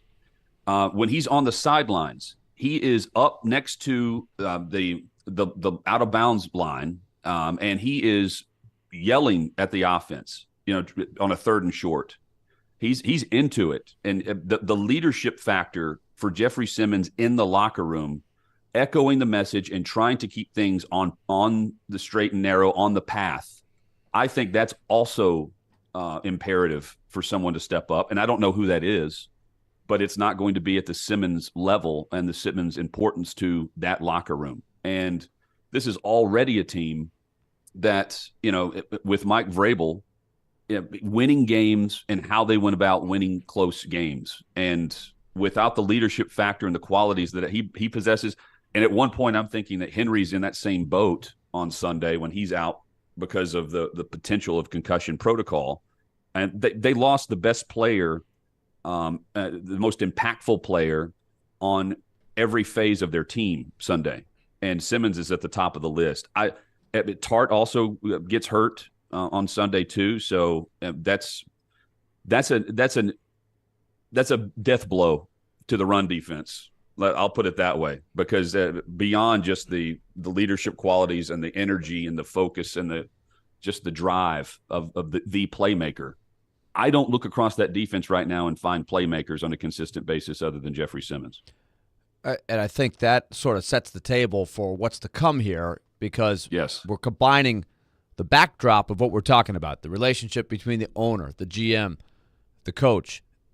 We know that at the end of the season they have major decisions to make. I thought Tehran's article really does a great job of spelling out. They have money to spend. They have big decisions to make, and they're going to make those. But can they get through the fire here? Because it's like, of course, I'm thinking of this because it's Star Wars night at Bridgestone Arena tomorrow. But when the Millennium Falcon is going into the asteroid field and C-3PO is telling Han Solo, hey, the odds of getting through this asteroid field aren't very good. And Han Solo says, don't tell me the odds. But we know the trouble's coming here. This is going to be a tough thing to get through, and they've got to get through it, and it won't be easy.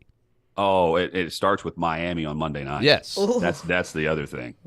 That's staring you straight in the face after you lose a game that you should have won based on the things that you did well against a team that it's a winnable game on the calendar. And this one, this feels like Philly of last year to me, where you're going into it and you just know the guys on the opposite sideline are going to show up and show out. I mean, we're talking about the beyond just Tyreek Hill and Tua, the running game in Miami with Raheem Mostert. It's lethal.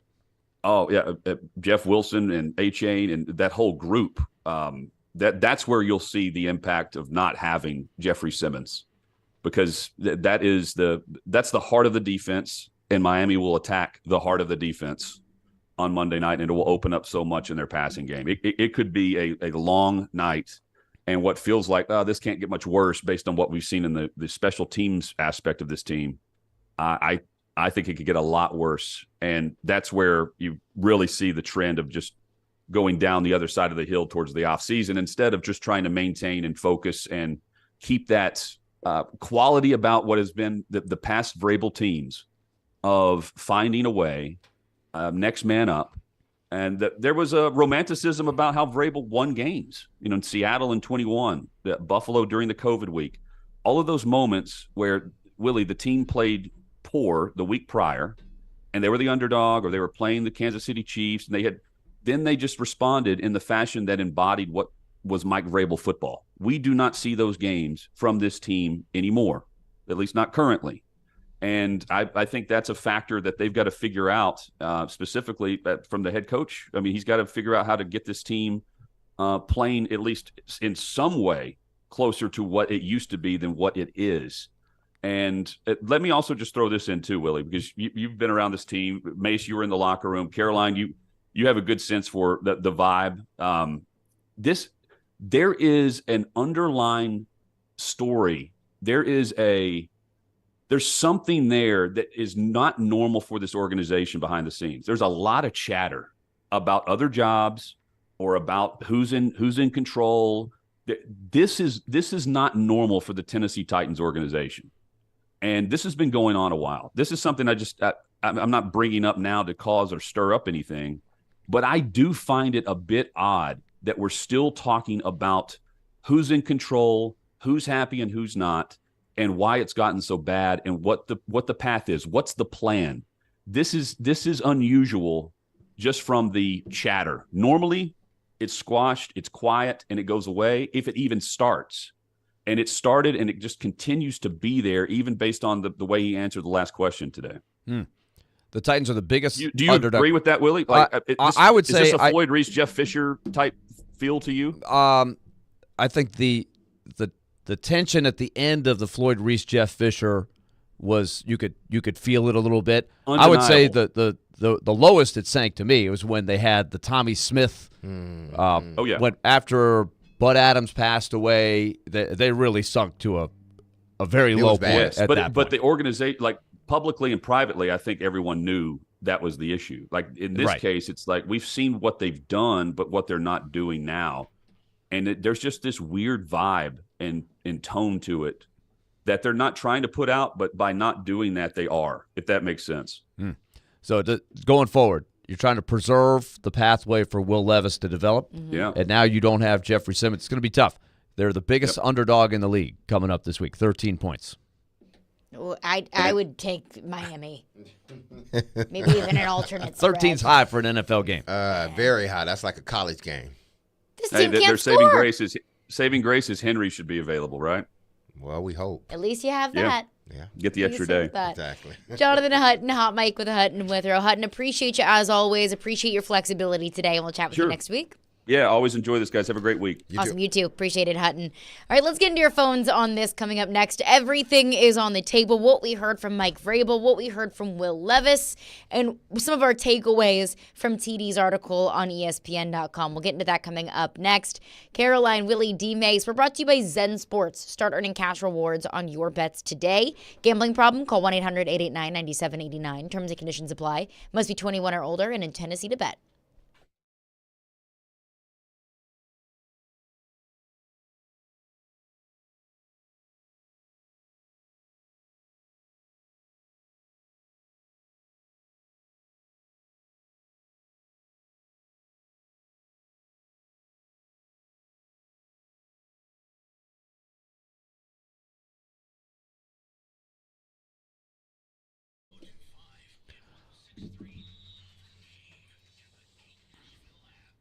All right, we're coming down the home stretch of 2023, and if you've got your financial vision for the holidays, for 2024, and maybe it includes just being credit card debt-free or paying the bills off, getting that car paid off 100%. Maybe you got a big college tuition payment you got to pay with. Who could I be talking about there? Let's talk about Loan Pronto, because they can get you the cash to make the financial moves that you need to make. It's called the Express Equity Line of Credit. You've heard me talking about this. You can get thousands of dollars from your home's equity in as little as 5 days. You can access up to 95% of your home's value. So use that money to pay off whatever you need to pay off. Maybe it's a home improvement project you've got on the slate for 2024. And with Loan Pronto's Express Equity Line program, most of the time you don't need an appraisal, so you can get that money super fast. Call Loan Pronto 615-499-5780. That's 615-499-5780, or go to loanpronto.com. Equal housing lender, NMLS 1661781, subject to lender approval.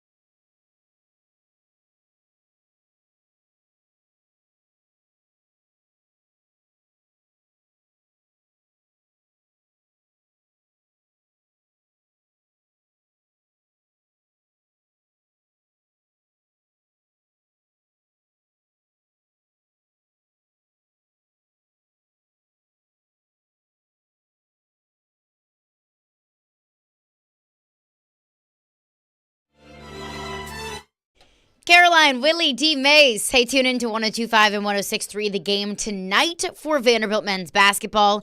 The Commodores take on San Francisco at Memorial Gym tonight. Tip-off is at 7 p.m., pregame beginning at 6:30 p.m. Coverage is also available on the 102.5 The Game app and at thegamenashville.com. Got some text in our text line, so unless we have some thoughts, let's go to the phone. Let's get to the phones. Our phone lines are driven by WilsonCountyHyundai.com. Our dear friend, Indy Ben, has texted, and I'm shocked. We've only gotten 2 texts from Indy Ben this whole week. Surprised he didn't want to Exactly. Wow. Get his comeuppance a little bit. Well, I guess he feels when you know, you know. I guess so. You don't need to, He knows his team's pretty lucky to be 7-5. Indy Ben texts in, says, Titans have no shot in this game against Miami.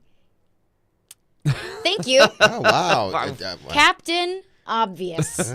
Yeah. Kind words, man. It doesn't look good. He should have card with that as well. Hot take of the century. My their goodness. shots are slim to none. I wouldn't say they don't have a chance to win. They always have a chance to win.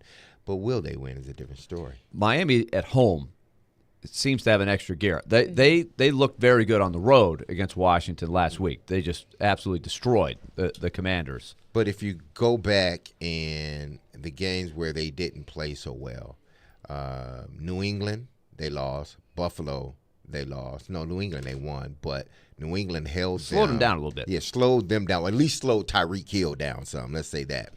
The Chiefs completely slowed them down, and the Bills did. And that was after the 70-point whooping they put on the Broncos.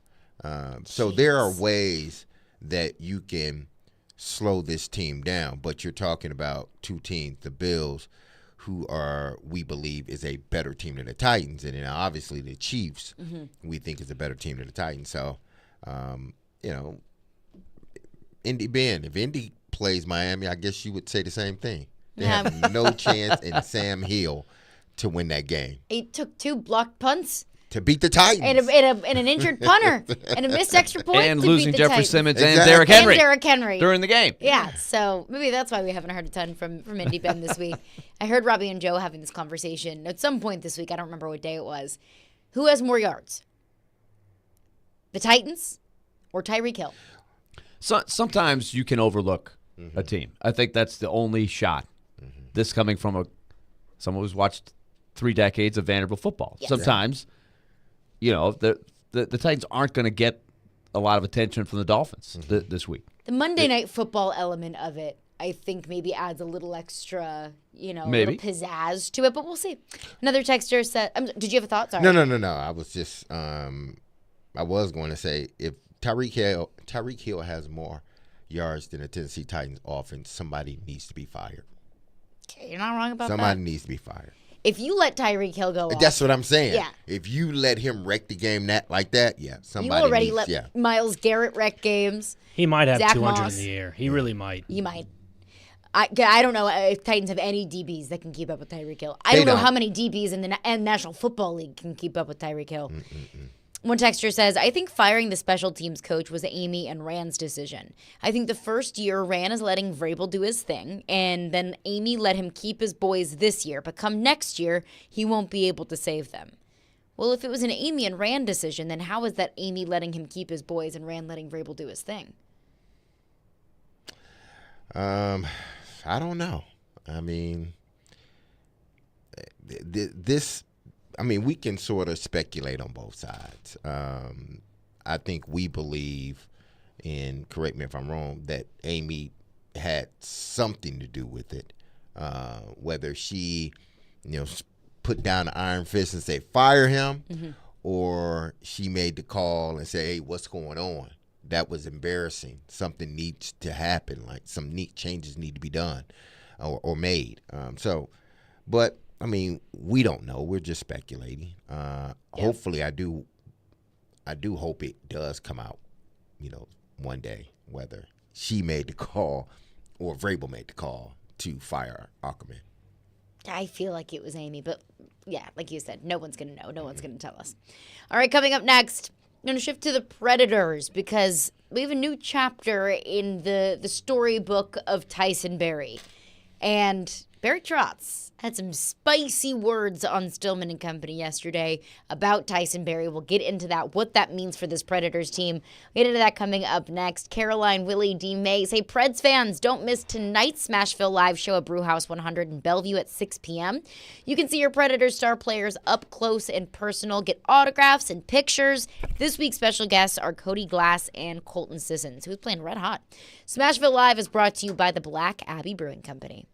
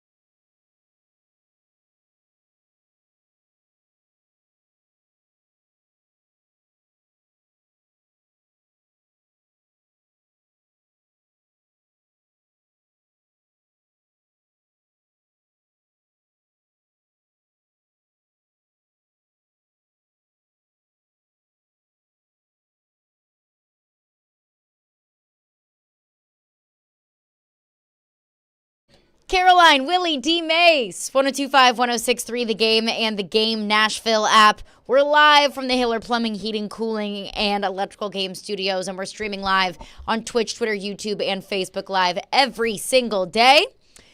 Nashville Predators get the win in overtime in a shootout last night. 3 for 3 in the shootout. Gus Nyquist, Ryan O'Reilly, Philip Forsberg all find the net in a shootout, so the Nashville Predators take it 4-3 in Chicago. Never happened before, by the way. 3 for 3 in the shootout. Predators had never done that before. Really? Yeah, I don't think it's I a rare realized thing. that. It's a rare thing in shootouts in general. But the Predators had, I would think, but I was thinking last night, I was like, had they ever? I can't remember one, and so shootouts been in play since 2005. Never gone 3 for 3. Pretty impressive. Interesting. Pretty Yeah. impressive That from was big time. The serial winners. The Barry Trotz brought in there. So another story of last night, Tyson Barrie gets an assist. He's back in the lineup after being out against the Rangers and then against Buffalo. But I don't think that's the biggest story about Tyson Barrie, is the assist that he had last night in Chicago. Let's go back to last week. Tyson Barrie is a healthy scratch at home against the Rangers. He'd never been a healthy scratch in his career before. This isn't something that's new necessarily with Andrew Brunette this season. We've seen players be healthy scratches, especially defensemen, because the Predators now have a wealth of starting caliber defensemen. We've seen players get sent back down to Milwaukee, whether it's because of play, whether it's just simply because of roster numbers. This isn't new with Andrew Brunette, and he even said it after the game. I think it was after the game in Buffalo of, look, sometimes you just need a reset. I forgot who made this analogy. It may have been Barry Trotz, where sometimes you just have to unplug something and plug it back in and see if it works. So we've seen that before. Tyson Barrie, a healthy scratch against the Rangers, and he was not very happy about that because we saw the Elliot Friedman report that the Predators gave Tyson Barrie permission to seek a trade. Willie, am I missing anything in the saga? I don't know about a trade, but can they find a better Shop situation? around. There was some interesting wording by Elliott, if I remember correctly, and it was like a mutual decision that was supposed to be behind the scenes, according to the Predators. But yes, in a nutshell. This per Elliott, I'll read his tweet Yeah. verbatim. There is word today, this was December 2nd, so Saturday. There is word today the Nashville Predators have given Tyson Barrie permission to talk to other teams. Barrie is expected to be a scratch against the Rangers and is a UFA after the season. This allows team and player to see if there is a better fit elsewhere. So this is out per Elliot Friedman. Barry Trotz was on Jared's show yesterday and was pretty heated about what went on behind closed doors that no longer was behind closed doors between the Predators, Tyson Barrie, and his agents. This was Barry Trotz yesterday. Well, the process is really it started. Obviously Tyson's game hasn't translated as well as we'd like with us this year. Tyson, I think, came in last year, did a tremendous job. Is going into his last year as a UFA, and he was having a tough time. Obviously not being on the first power play. Just with what we did with our defense, how they played, how we play in terms of system. He felt that he wasn't getting, wasn't quite fitting in. So the other night when he was healthy scratched, I think. That was the first time in his career. So different players react to it differently. I didn't like the way he reacted to it. You see around the league. I sat out at Alexander Ovechkin once, and think about that. So I think the player, just being in the final year of his contract, just feels that he's got to be playing on a pretty regular basis, or hopefully if it's not a fit, then maybe look for other opportunities. But everything is dictated on his play. He has to be a good player for us, so he can be a good player for anybody in the league if we do decide to move him. So kind of there saying, look, he's not playing well enough. He's not doing what we need him to do. And Barry Trotz kind of continued with the behind the scenes, what's been going on with Tyson Barrie, and Barry Trotz continues here. Yeah, no, 100%. I agree with you. I'm, as I say, I was very disappointed in the way Tyson handled it and in his group. But at the same time, he's got to play for us right now. And like I said when I first came here, I want you to come here to win. I don't want you to come here to retire. So if you don't want to be part of the organization or feel like you can contribute, then we'll work together to get you in a better situation. But I'm not going to do anything to hurt the Predators or a team's chances of winning based on a player's reaction to sitting out a game. There's many top players in the league who've got sat this year around the league, and everybody has a different level of we'll say professionalism or maturity, whatever it may be, of handling a situation. So you hear it around the league. Different players handle it differently, and Tyson handled it this way, and it's not necessarily the way I would want it to be, but at the same time, it is what it is, and we have good communication with Tyson with his with Andrew, myself, and his agent. So we're all good. He's just got to play better, plain and simple. We usually don't scratch players who we just feel that there's a better ceiling for Tyson himself. Whew. All right, you can hear the frustration there from Barry Trotz. So the things that I've taken away from those two clips: one, Barry Trotz is not happy with Tyson Barrie and his agents. He talks about maturity. He doesn't think it was handled very maturely, and he says he's just not playing well enough. Trading a defenseman has been on the table really for the past couple of weeks. To me, just based off of the frustration that I can hear in Barry Trotz's voice there, it feels to me that Tyson Barrie might be on the way out. I don't even. I'm listening to Barry, and I don't even think it's so much. I don't think he has time to be frustrated. I think it's, listen, I didn't want to have to come out and say you're not playing good enough. I didn't want to have to do that. I wanted to keep everything in house and just hope that, okay, by me making these moves, deactivating you, then activating you, it would hopefully recharge you as a player. I didn't want to have to go to the media and explain why you are not playing because you're not doing your job to the satisfactory of, Coach Bruno as well as me, the GM, or the other coaches. You could throw them all in. I didn't want to have to do that. But now I'm sort of forced to do it. That's the part that he's irritated about, that you forced him to do something that he really wanted to keep in house. Coaches don't want to get in front of a camera or in front of a recorder and say the player that he went and got, not necessarily him, because he came and he wasn't a GM yet, but they don't want to have to explain this guy's just not good enough. If you're counting on him throughout the remainder of the season, I don't want to have to get on here and say, yeah, well, he's just not playing well. He's not playing, because a player doesn't want to hear that. But when you forces his hand, now he has to come out and say, listen, this guy's just not playing. He's not playing the way we want him to play. And until that happens, he's going to continue to be a healthy scratch. Now, yesterday, he got an assist, and I'm sure he played a little bit better, but that's something that Barry Trotz didn't want to have to say to anyone. He wanted that to be a me and you conversation, and your damn agent chose to tell everybody, because it wasn't Tyson Barrie that told people, I'm sure. It was his agent that put it out there. It's like, dude, we're not looking to cause no more distractions, and your agent just caused the distraction.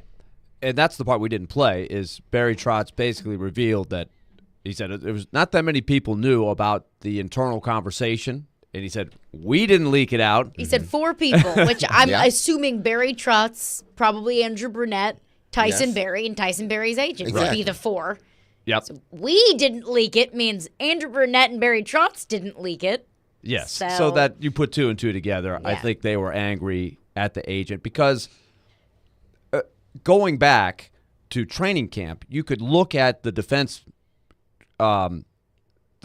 on this team, and you could say to yourself, okay, you've got Tyson Barrie, you've got Alex Carrier, you've got Dante Fabro, and you've got Luke Shen, all right-shot defensemen, veterans, and it's a little crowded there, right? So how is that going to work itself out? You basically have an extra guy. You could go back to the summer when they signed Luke Shen and said, okay, and so I'm sure the agent, Tyson Barrie, they're aware of this as well. So they created a little competition. injuries come in. Shen got injured right at the start of the season, so that opened it up. But then here comes Spencer Stastny, who is like, wow, this guy's looking good. And this is a team that's trying to find young players down the road. So now it's even more crowded. So here they are. So they had this internal conversation. This is what I don't understand about if the agent truly went public on it. How does that help either side on this? If they're trying to accommodate Tyson Barrie behind the scenes, because Tyson Barrie's in the last year of his contract. He's 32. He wants to get the next contract. That's totally understandable as a player. And he's saying, if I'm not going to be a big part of the plan going forward here, is there a better situation for me? That's a reasonable thing to have behind the scenes. Mm-hmm. And at the same time, and I will say this, I haven't seen one sign of Tyson Barrie dogging it, being a distraction in the locker room. It's the opposite. People love Tyson Barrie. He's a funny guy. He's great to be around. The players love him. So I think this is just the separation of business and together. But you could tell how angry Barry Trotz is, right? Because he's putting it more on Tyson Barrie, even though in the locker room, I don't think it's been a big distraction for the team. But when you go public, D-Mase, like you're saying, how does that help Tyson Barrie? Because if you're Barry Trotz, you're sitting there going, okay, I'd like to accommodate you, but now if everybody knows that I'm trying to trade you, I'm not in a good position to bargain here. No, right? You're not, especially because you're not playing well. And Barry is even right. said He's not playing needs at the to top play of his well game. No question. In order for anything to be facilitated, whether it be you not being a healthy scratch or if you want to ultimately be traded away, well, we need you to start doing some things that are going to make a trade possible. The way you're playing now, it's not possible to do. You start playing better, one, you'll be in the lineup more, and then two, there's more of a possibility for us to have a trading partner to send you somewhere, because I just don't want to, we may think you're a good player, but if you're not playing that well, instead of saying, I'm just saying, for instance, instead of saying us getting a third rounder, we get a, seventh rounder or something like that. Right. You don't want to have to give him exactly. away. Absolutely. He's an asset. He's one of those guys that has a strength. Mm-hmm. He can run a power play. He's a skilled defenseman offensively. He's a little undersized. He's not a great defensive defenseman. And the other part to the equation is he's on a contract where at this stage of his career, he makes a little bit more than what he's been worth probably in the last year or two, just to be fair. Now, when he was with the Oilers, he was racking up points and things like that. That's why he makes $4.5 million. Mm-hmm. And so the next contract, I'm not sure is going to be in that range. So because the cap figure is a little higher, it's not as easy to trade him to start with here. So there's a lot of factors in there, but there's no question he's got a skill set that could help a team for sure. But you have to make the cap figure work, and you've got to try to you want to get you don't want to give a player away. No, yeah, you want compensation for a good player. In terms of the agent, why the agent would want to leak it, the only thing I can really think of is drumming up interest. Making it public to try and get word around the league, to create buzz, to try and create a market for your client if the market might not be there. From the Barry Trotz perspective, why wouldn't he want it out? I understand just wanting things to be more private, but why the persistence of not wanting it public? Is it a locker room thing? I think you don't want to create distraction, outside noise. Yeah. I think probably, and I think they felt like if it was, I don't want to speak for Barry Trotz at all, but I think just listening to what he said, he was basically saying, look, we'll work on this. We're going to try to find the solution, but it may take some time. And it doesn't need to be he referenced other teams. Number one, there are other teams that scratch high-profile guys. The Blue Jackets scratched Patrick Laine a couple weeks ago. He mentioned Alexander Ovechkin. He actually did it to Alex Ovechkin. That's pretty crazy to think about. There are also players that ask for trades, and it doesn't happen overnight. I'll give you a weird example with the Bruins. Jake DeBrusk last year. Think about how great the Bruins were last year. Yeah. But Jake DeBrusk asked for a trade, and it was out there. It was big talk in the Boston circles. And I was even thinking, well, maybe the Predators would be interested in him. Jake DeBrusk is still with the Bruins. He signed a new contract with the Bruins. And so, like, they honestly just couldn't find anybody who would give them good compensation, so they just kept him. And they said, look, you're going to have to live with Just this. deal with You it. may not like it, but you're going to have to deal with it. And it ended up working out. He had a really good year. They're like, it's not so bad here. I'll sign the next contract. So crazy stuff happens. Like, I don't know what's going to happen next. But like you said, Derek, last night, Cole Smith got sick.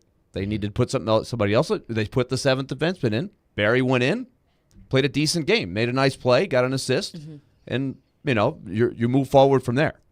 So I don't know what's happened. I don't know what the next chapter it is, but sometimes these things take a turn, and that's why I think from Barry Trotz's perspective, he said, "Look, just keep it in house. Yeah. This will work out. This will work out one way or the other. Just give me a little time." Well, you don't want this to start to, affect the player, on the ice, because typically when things like this get out, it's different when you are able to keep it confined to just the building, or keep it confined to just the agent, the GM, the head coach, and the player.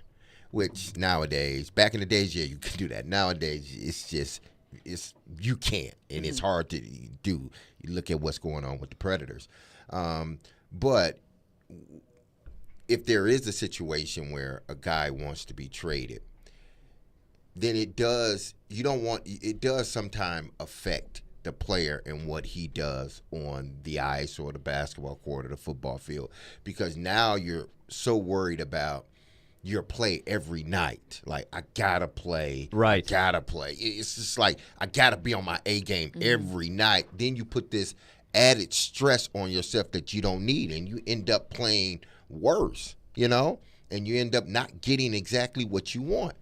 Does he want to trade? I don't know if he wants to trade or not, but obviously his agent put it out there.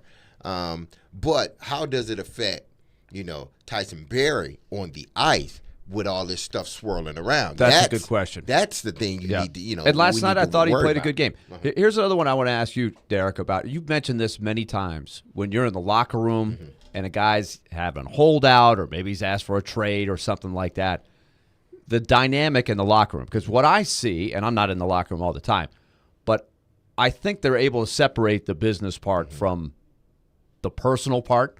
Like I said, I think Tyson Barrie's a popular guy, but I think some people think, "Oh my gosh, this is going to divide the locker room" and stuff like that. I don't think I'm feeling that here. But what's your experience with? You've always said you separate the business part of it, right? Yeah, I don't think it divides the locker room unless the player does it himself or herself. He or she are the ones that can divide the locker room based upon, if they're always talking about it, if they're just disgruntled and everything else. And then typically it's sort of, guys that don't want to hear it and guys that are, listening to you. So it does separate the locker room.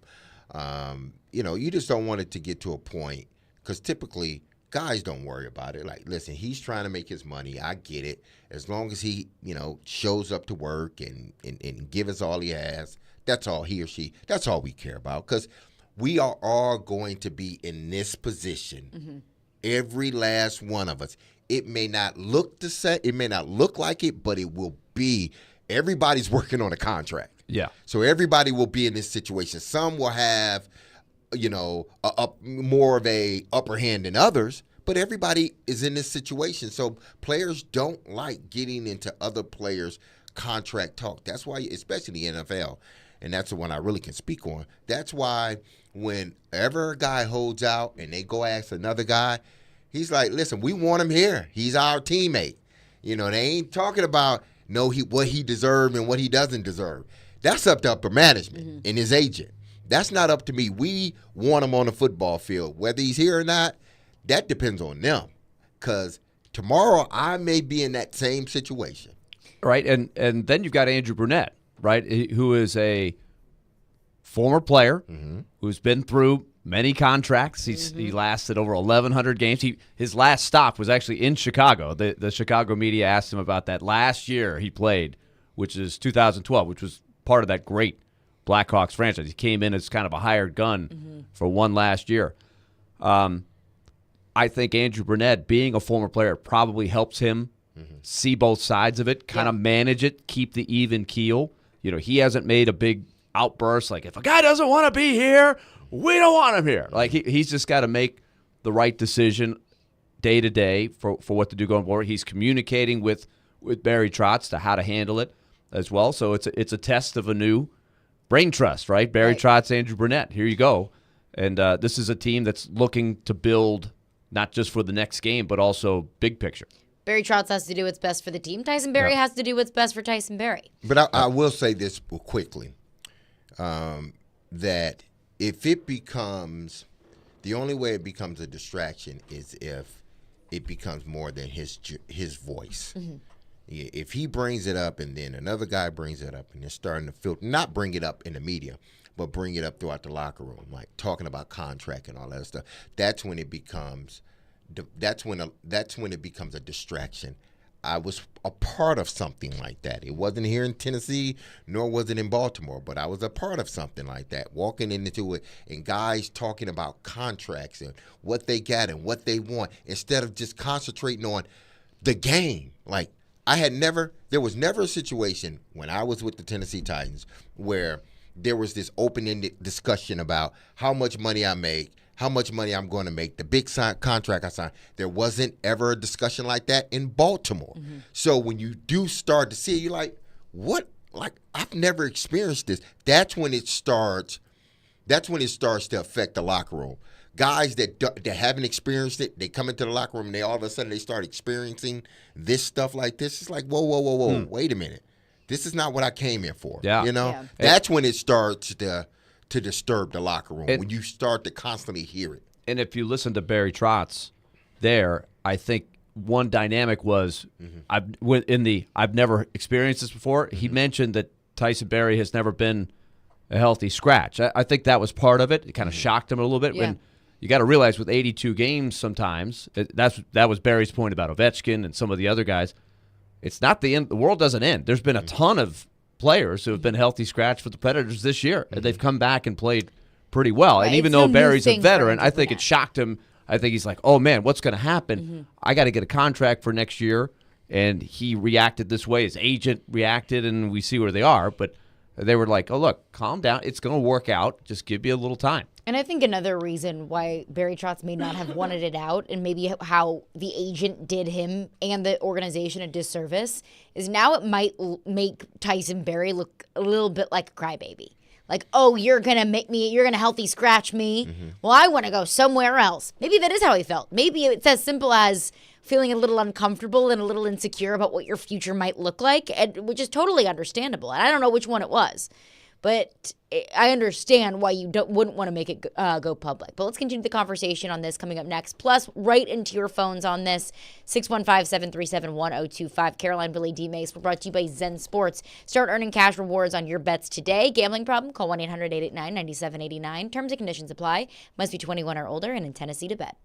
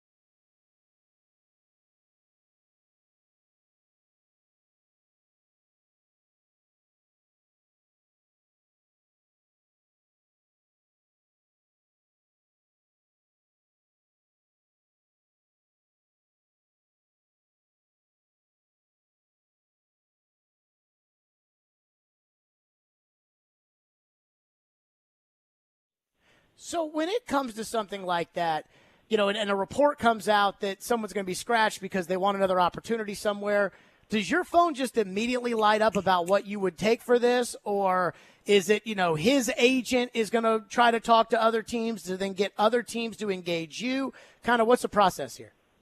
Well, I think the process is obviously we talked to the agent and very disappointed it got out because there's only about 4 people in the world that know about any conversation about anything, and somehow it got out. So I was very disappointed on that process, and it didn't come from the Preds. I do know that 100%. So obviously they felt that someone felt that it should be out there, and they put it out there, and from my standpoint, we will get on the phones and say, obviously Tyson's not happy in his situation right now. Is there any takers? There might be, there might not. But his agent as well, I'm sure behind the scenes will be doing the same thing. That was Barry Trotz on the Tyson Barrie situation. We'll get your thoughts on it. Phone lines driven by WilsonCountyHyundai.com. Robert is on the line with a thought on the Nashville Predators. What's up, Robert? Hey, what's up, Caroline D? How you doing, buddy? Doing well, doing well. Willie, I got to take my hat off to you, man. And y'all, too, all 3 of you, man. I've been a 104.5 fan forever. I'm sorry, they ain't got nothing against you guys. They can't hold a hat to you. Y'all are doing an awesome job. Thank you. Well, thank you. That. All right. That is kind of you to say. Thank you. Willie, my question to you is, I haven't seen the Preds like this in a long time. I know, we were all scared to death at the first of the year. We're rebuilding. But we got that youth. Our youth is just out of this freaking world. We got speed, and what I love about it most is they're playing like a team. They're playing like a team, and then Tyson comes out and wants to cry about all this stuff. I don't know if he done it or his agent done it. If his agent done it, he needs to fire him. Get with the program, dude. You're making $4.5 million. We'll go get you a new contract, but you got to play, buddy. You got to show up. You got to play. You got to be a team leader. You're 32 years old. You got to be a leader for these kids and show them what the NHL is all about. I'm so excited about Preds hockey this year. I hadn't been excited like this in a long time, Willie. And I love y'all. And just shut up and play hockey. It's that simple. Robert, you got me fired up. It's just shut up, be a big boy, put your big boy pants on, and play hockey. If you want a contract, play hockey. That's all I got to say, guys. Thank y'all. Thank you, Robert. Appreciate your call. That was good stuff. Let's go. Woohoo. Play hockey. I see what he's seeing there. I agree that it's a good chemistry right now. Yeah. The team, win or lose, I think feels like everybody's bought in. They've got a great leadership group. Roman Josi now, the captain, is surrounded by former captains, and we've talked about this, and it's working, right? That if they're losing, it's not usually, even when they lost 6-1, you're like, okay, that's a one-off, and they bounce right back, and they've played 3 pretty solid games since then. So I can see where Robert's concern is, like, we don't want to mess with that. I think that's where Barry tries to. Let's not mess with what we've got. We're building something here, so let's not let this, take us in a different direction. And I don't think it will. I hope it doesn't. But on the other hand, Robert, the agent has to be the advocate for the player, and it's his job. It's his job, and he has to stand in there and fight for his player, especially when he's in a contract year, and this team is loaded with defensemen. So it's almost like get in where you fit in type of situation, and you will fit in even more if you play the way we want you to play. Because I'm only going to play the players that is going to give us the best opportunity to win. So Tyson Barrie, go out there and do the job that you are tasked to do. Do it like you have been doing it throughout your career. And if that happens, then you will play more. But we don't, I understand what Robert's saying, but Robert you got to understand too that the agent is the advocate for the player. Maybe he should have did it a different way, but we know in this sport that sometimes if you try to do things quietly things don't get done fast. But when you put it out there, things tend to either one or two things are going to happen. Either it's going to happen fast or you're going to cause turmoil. Let's hope that it doesn't cause the turmoil, and things will happen fast if its play picks up. So I do wonder, as we talk about, kind of public perception, things that go on behind the scenes. Barry Trotz is an open book. It feels like it, at least, and it goes all the way back to the draft. I remember on draft day, Barry Trotz said, "Yeah, I picked up the phone. I said a score-off was on the table. Yeah, I called about a top 4 pick. What's it to you?" He will tell you, and even in those clips that we played earlier, talking about we're not happy with the agent. This is kind of the steps that we went through. Acknowledge Tyson Barry's not playing well enough. There aren't a lot of GMs or coaches in any sport that is that open of a book, that is willing to give the public a peek behind the curtain, so to speak. I do wonder kind of how that's perceived from Brunette, from the players, from the locker room. Put Tyson Barry on blast a little bit, and Tyson Barry should be a big boy about it. If you need to play better, play better. Well, and this is another thing when you have this discussion, and as you heard Barry said, he's acknowledging that the agent does have permission to go shop around and see if there's a better situation. Because here's what you're looking at. Right now, they only have one extra skater, and they have 7 defensemen. Right. At some point, Alex Carrier is going to come back. Now, you never know. When he comes back, they might have a couple other guys get banged up, and they really need Tyson Barry. This is the whole thing with DeBrusk I was telling you about. Sometimes the pathway takes a turn. You got Cody Glass coming back soon. At some point, Tommy Novak's going to come back. So there could be a roster strain. So that's why I think it's important to note Elliott's wording that it's not necessarily a trade, because the agent could be calling every single team and saying, well, we like Tyson, but we're going to wait until the offseason, or we're going to wait. Because if you're under a roster crunch, like, for example, another thing that Barry said in the interview with Jared is that they scratched Dante Fabro for a couple games, and he said, I felt like Dante Fabro is playing the best that I have seen him play as a Predator. Now, that tells you something, right? Because they were trying to give Tyson Barry the runway to get his game going. He's a little bit more of a veteran. He's older. And Dante Fabro was kind of the odd man out, and Fabro was playing well, right? So Fabro, he didn't squawk, right? He didn't go public and say, I want to play, or I need my agent to get – he kept his head down. He's back in there, and he's playing well. So I think that's the part of it, that the players know it's crowded. So there has to be a little patience, and you got to put yourself behind the team a little bit, right? You got to put the team in front of your personal stuff, even though the business part of it is what it is. Yeah, it's tough. It's not easy. And it's even more because he's on the last year of his contract. So I know he can be feeling some type of way, like stress or whatnot, on trying to be able to put the best version of himself out there each and every time he can be out there, all while knowing that, I'm in my contract year, this room is crowded with defensemen, and, things are just not going the way that I would like them to go from the team's perspective or from my perspective in regards to his play. So that can be stress. So I understand him going to his agent, but I think unless this has been if this just came up within the last week or two about this whole situation, or has this been a lingering thing, where your play just hadn't been good all season, and now we've gotten to a point where now you got to be a healthy scratch. Well, if that's the case, then he should realize, well, I hadn't been playing well the whole season, so I understand why. I may not like it. Well, if you don't like it, then you have the ability to change it when you are playing. So let's get back into some of your phones on this. Raymond in Franklin, Texan, says Trotz's comments almost sound as immature as the players' actions. Sour grapes. I didn't get sour grapes. That wasn't my interpretation of Barry Trotz's comments there.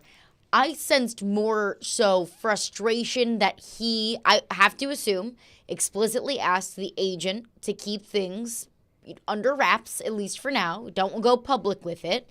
He went public with it. I think it's fair to be frustrated. I don't think it's sour grapes. No, it's not sour grapes. I mean, I think sometimes, we expect everybody to sort of take the high road. Don't say anything about it and just let it be. Yeah, I get it at times. But then there are other times where you do have to say something. Shannon Sharp said, listen, when they go low, I go to the basement. You know, I'm going even lower. You know, and I'm not saying that Barry went to the basement. He was just telling the truth. I am saying Barry went at least to the landing. He didn't go all the way to the basement. He went to the landing, okay? He was like, okay, you need to play better. You know, that's what I'm going to say. You play better, you'll get more time. So if your agent want to put that out and he want to go low, you better be lucky. I'm just going to take 2 steps to the basement. I ain't going all the way to the basement, okay? And I think it's okay. It's okay to do that because Barry, from what we understand, what we've seen, he's been upfront and honest he's been as honest as he can. So what do you expect in this situation? For him to be honest and upfront. Mm-hmm. And that's what he was. I love it. I mean, I know I'm selfishly saying that as a media member because we don't get a whole lot of upfrontness from coaches and general managers in this town. That's a nudge. And especially if Barry told him. It's refreshing as a media member to hear what Barry Trotz is saying and know, okay, you're telling me the truth. Especially if Barry went to them and Coach Bruno went to him and said, listen, you're a scratch. You need to play better. You just need to play better. We're going to scratch. Because I know I would tend to believe, Willie, in this situation that Coach Brunette didn't just say, hey, Barry, you a healthy scratch, and just went about his business. Well, as we were saying, they scratched Fabro, right, for a numbers situation. Exactly. Fabro was playing well, and Andrew Burnett said numerous times in different press conferences that I saw, it's not an issue of Fabro playing. It's just a numbers situation right now. So that's part of what they're and I'm sure he was honest with Fabro and telling him that. Yes, and the same is true with Barry, right? So it was just kind of his turn. And I'll give you one at forward.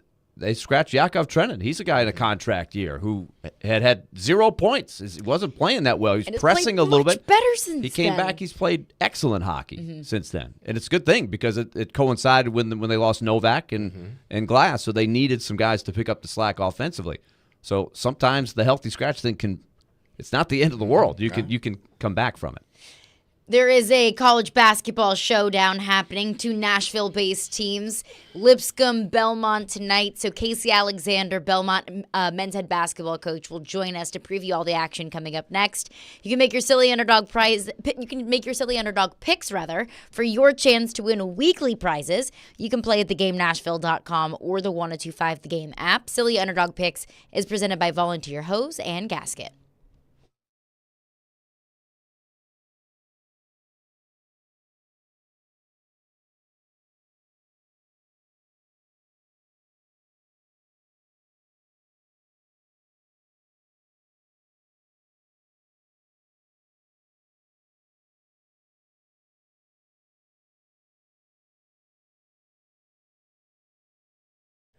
Nashville, our partners, Zen Sports, is excited to launch their new introductory promotion available to all new customers in Tennessee. It's called the No Danger First Wager. When you sign up for Zen Sports account, you will receive up to $1,000 No Danger First Wager. When you place your first bet on Zen Sports, you will be reimbursed for the amount of your bet if it loses up to $1,000. Plus, Zen Sports has launched a new VIP program for premier bettors of Tennessee.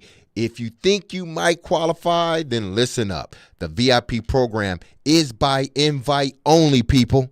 Invite only. So, if you feel that your Zen Sports play qualifies for VIP consideration, please check out the program details and apply at zensports.com/VIP. No other sportsbook will offer you a premier sports betting experience with 24/7 top-tier customer support and bigger and better action than Zen Sports. So what are you waiting for, people?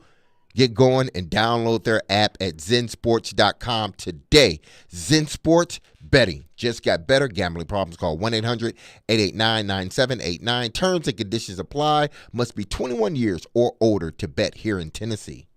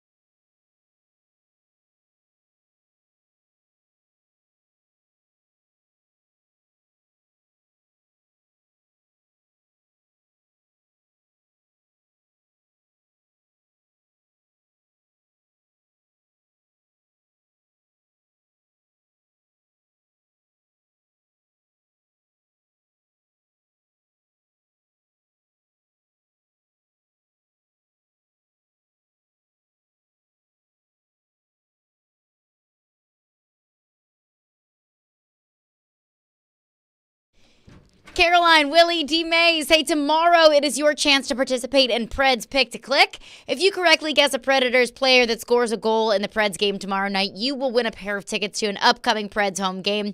Participate with Robbie and Rex Road tomorrow night at 8:45 a.m. Pick to Click brought to you by TJ Anderson Homes of Benchmark Realty. List your home with TJ to get your home seen, heard, and sold. We've got a big Belmont basketball game tonight, little Nashville showdown between Belmont Bruins and Lipscomb. Joining us now to preview all the action is Belmont head men's basketball coach Casey Alexander. Casey, appreciate you for joining us and appreciate you for having me out at the game on Saturday. Big one, little in-city rivalry with Lipscomb. What does this mean to your team? Well, it's a big game. Obviously, it means a lot to a lot of people, and two good teams that are playing pretty well right now, so it should be a lot of fun. And I know you want the curb to be popping tonight. For some of our listeners who maybe haven't been following the beginning of the season of the Belmont season so far, what's kind of what people need to know and what to look for in this game tonight? Well, we've won 4 in a row, which is a good thing. I think our guys are playing really, really hard. We've been a lot better defensive team here lately than we were early in the year. But both teams tonight are offensive-minded, love to play with tempo, got a lot of really skilled players that share the ball, find offenses to watch. So regardless of what side you're for, it should be a fun game to watch. All right, so Casey, you got my memory triggered when you say both teams love to play offense. What was the highest scoring Battle of the Boulevard you ever played in? Because back in the day, you guys would each hit 100 routinely, right? Yeah, no doubt. Yeah, I'd say from about the 88 mark till the 95, maybe. I would say there were more scores in the hundreds than not. Would be my guess. Pretty high quality offense. A lot of possessions. It was unbelievable to watch back then. It was something. But so from those days, it's interesting, Casey, with the 30-second shot clock. It's a different way that teams go about it. Some people, I think philosophically, sometimes it's harder to get good offense, even though the shot clock is lower. So on the surface, you're like, well, it's going to be a faster game because the shot clock's lower. But what are your thoughts on how it's evolved since those days? Yeah, well, I think the biggest reason for that is just like you see in the NBA. I mean, their shot clock is the lowest, obviously, at 24. And so what that forces coaches to do, or think they need to do, is just get into an action quickly so they can assure themselves of getting something of high quality. Back when you and I both played, Willie, it was, their offenses were more motion-oriented. It was a lot more free-flowing. The game's going back to that a little bit, I think, but that's the biggest difference. There's less set plays then and a lot more Bobby Knight influence. Go play motion, learn how to play basketball. Now, Coach, you know more just about as well as anybody this rivalry and what it means. Has this rivalry changed over the years? Yeah, circumstances have changed it. I think it's obviously going to mean more when we're playing in the same conference, and every game is for standings and championships and tournaments and things like that. So, if we stick this game in November and December, which is where we're forced to play now, it just doesn't mean as much. People aren't thinking as much about basketball at this time of the year. They're not, it's not really on their radar. So, yeah, it's changed. I don't think it's changed for the people who follow it closely and love our teams. It's still really, really important for everybody that'll be here.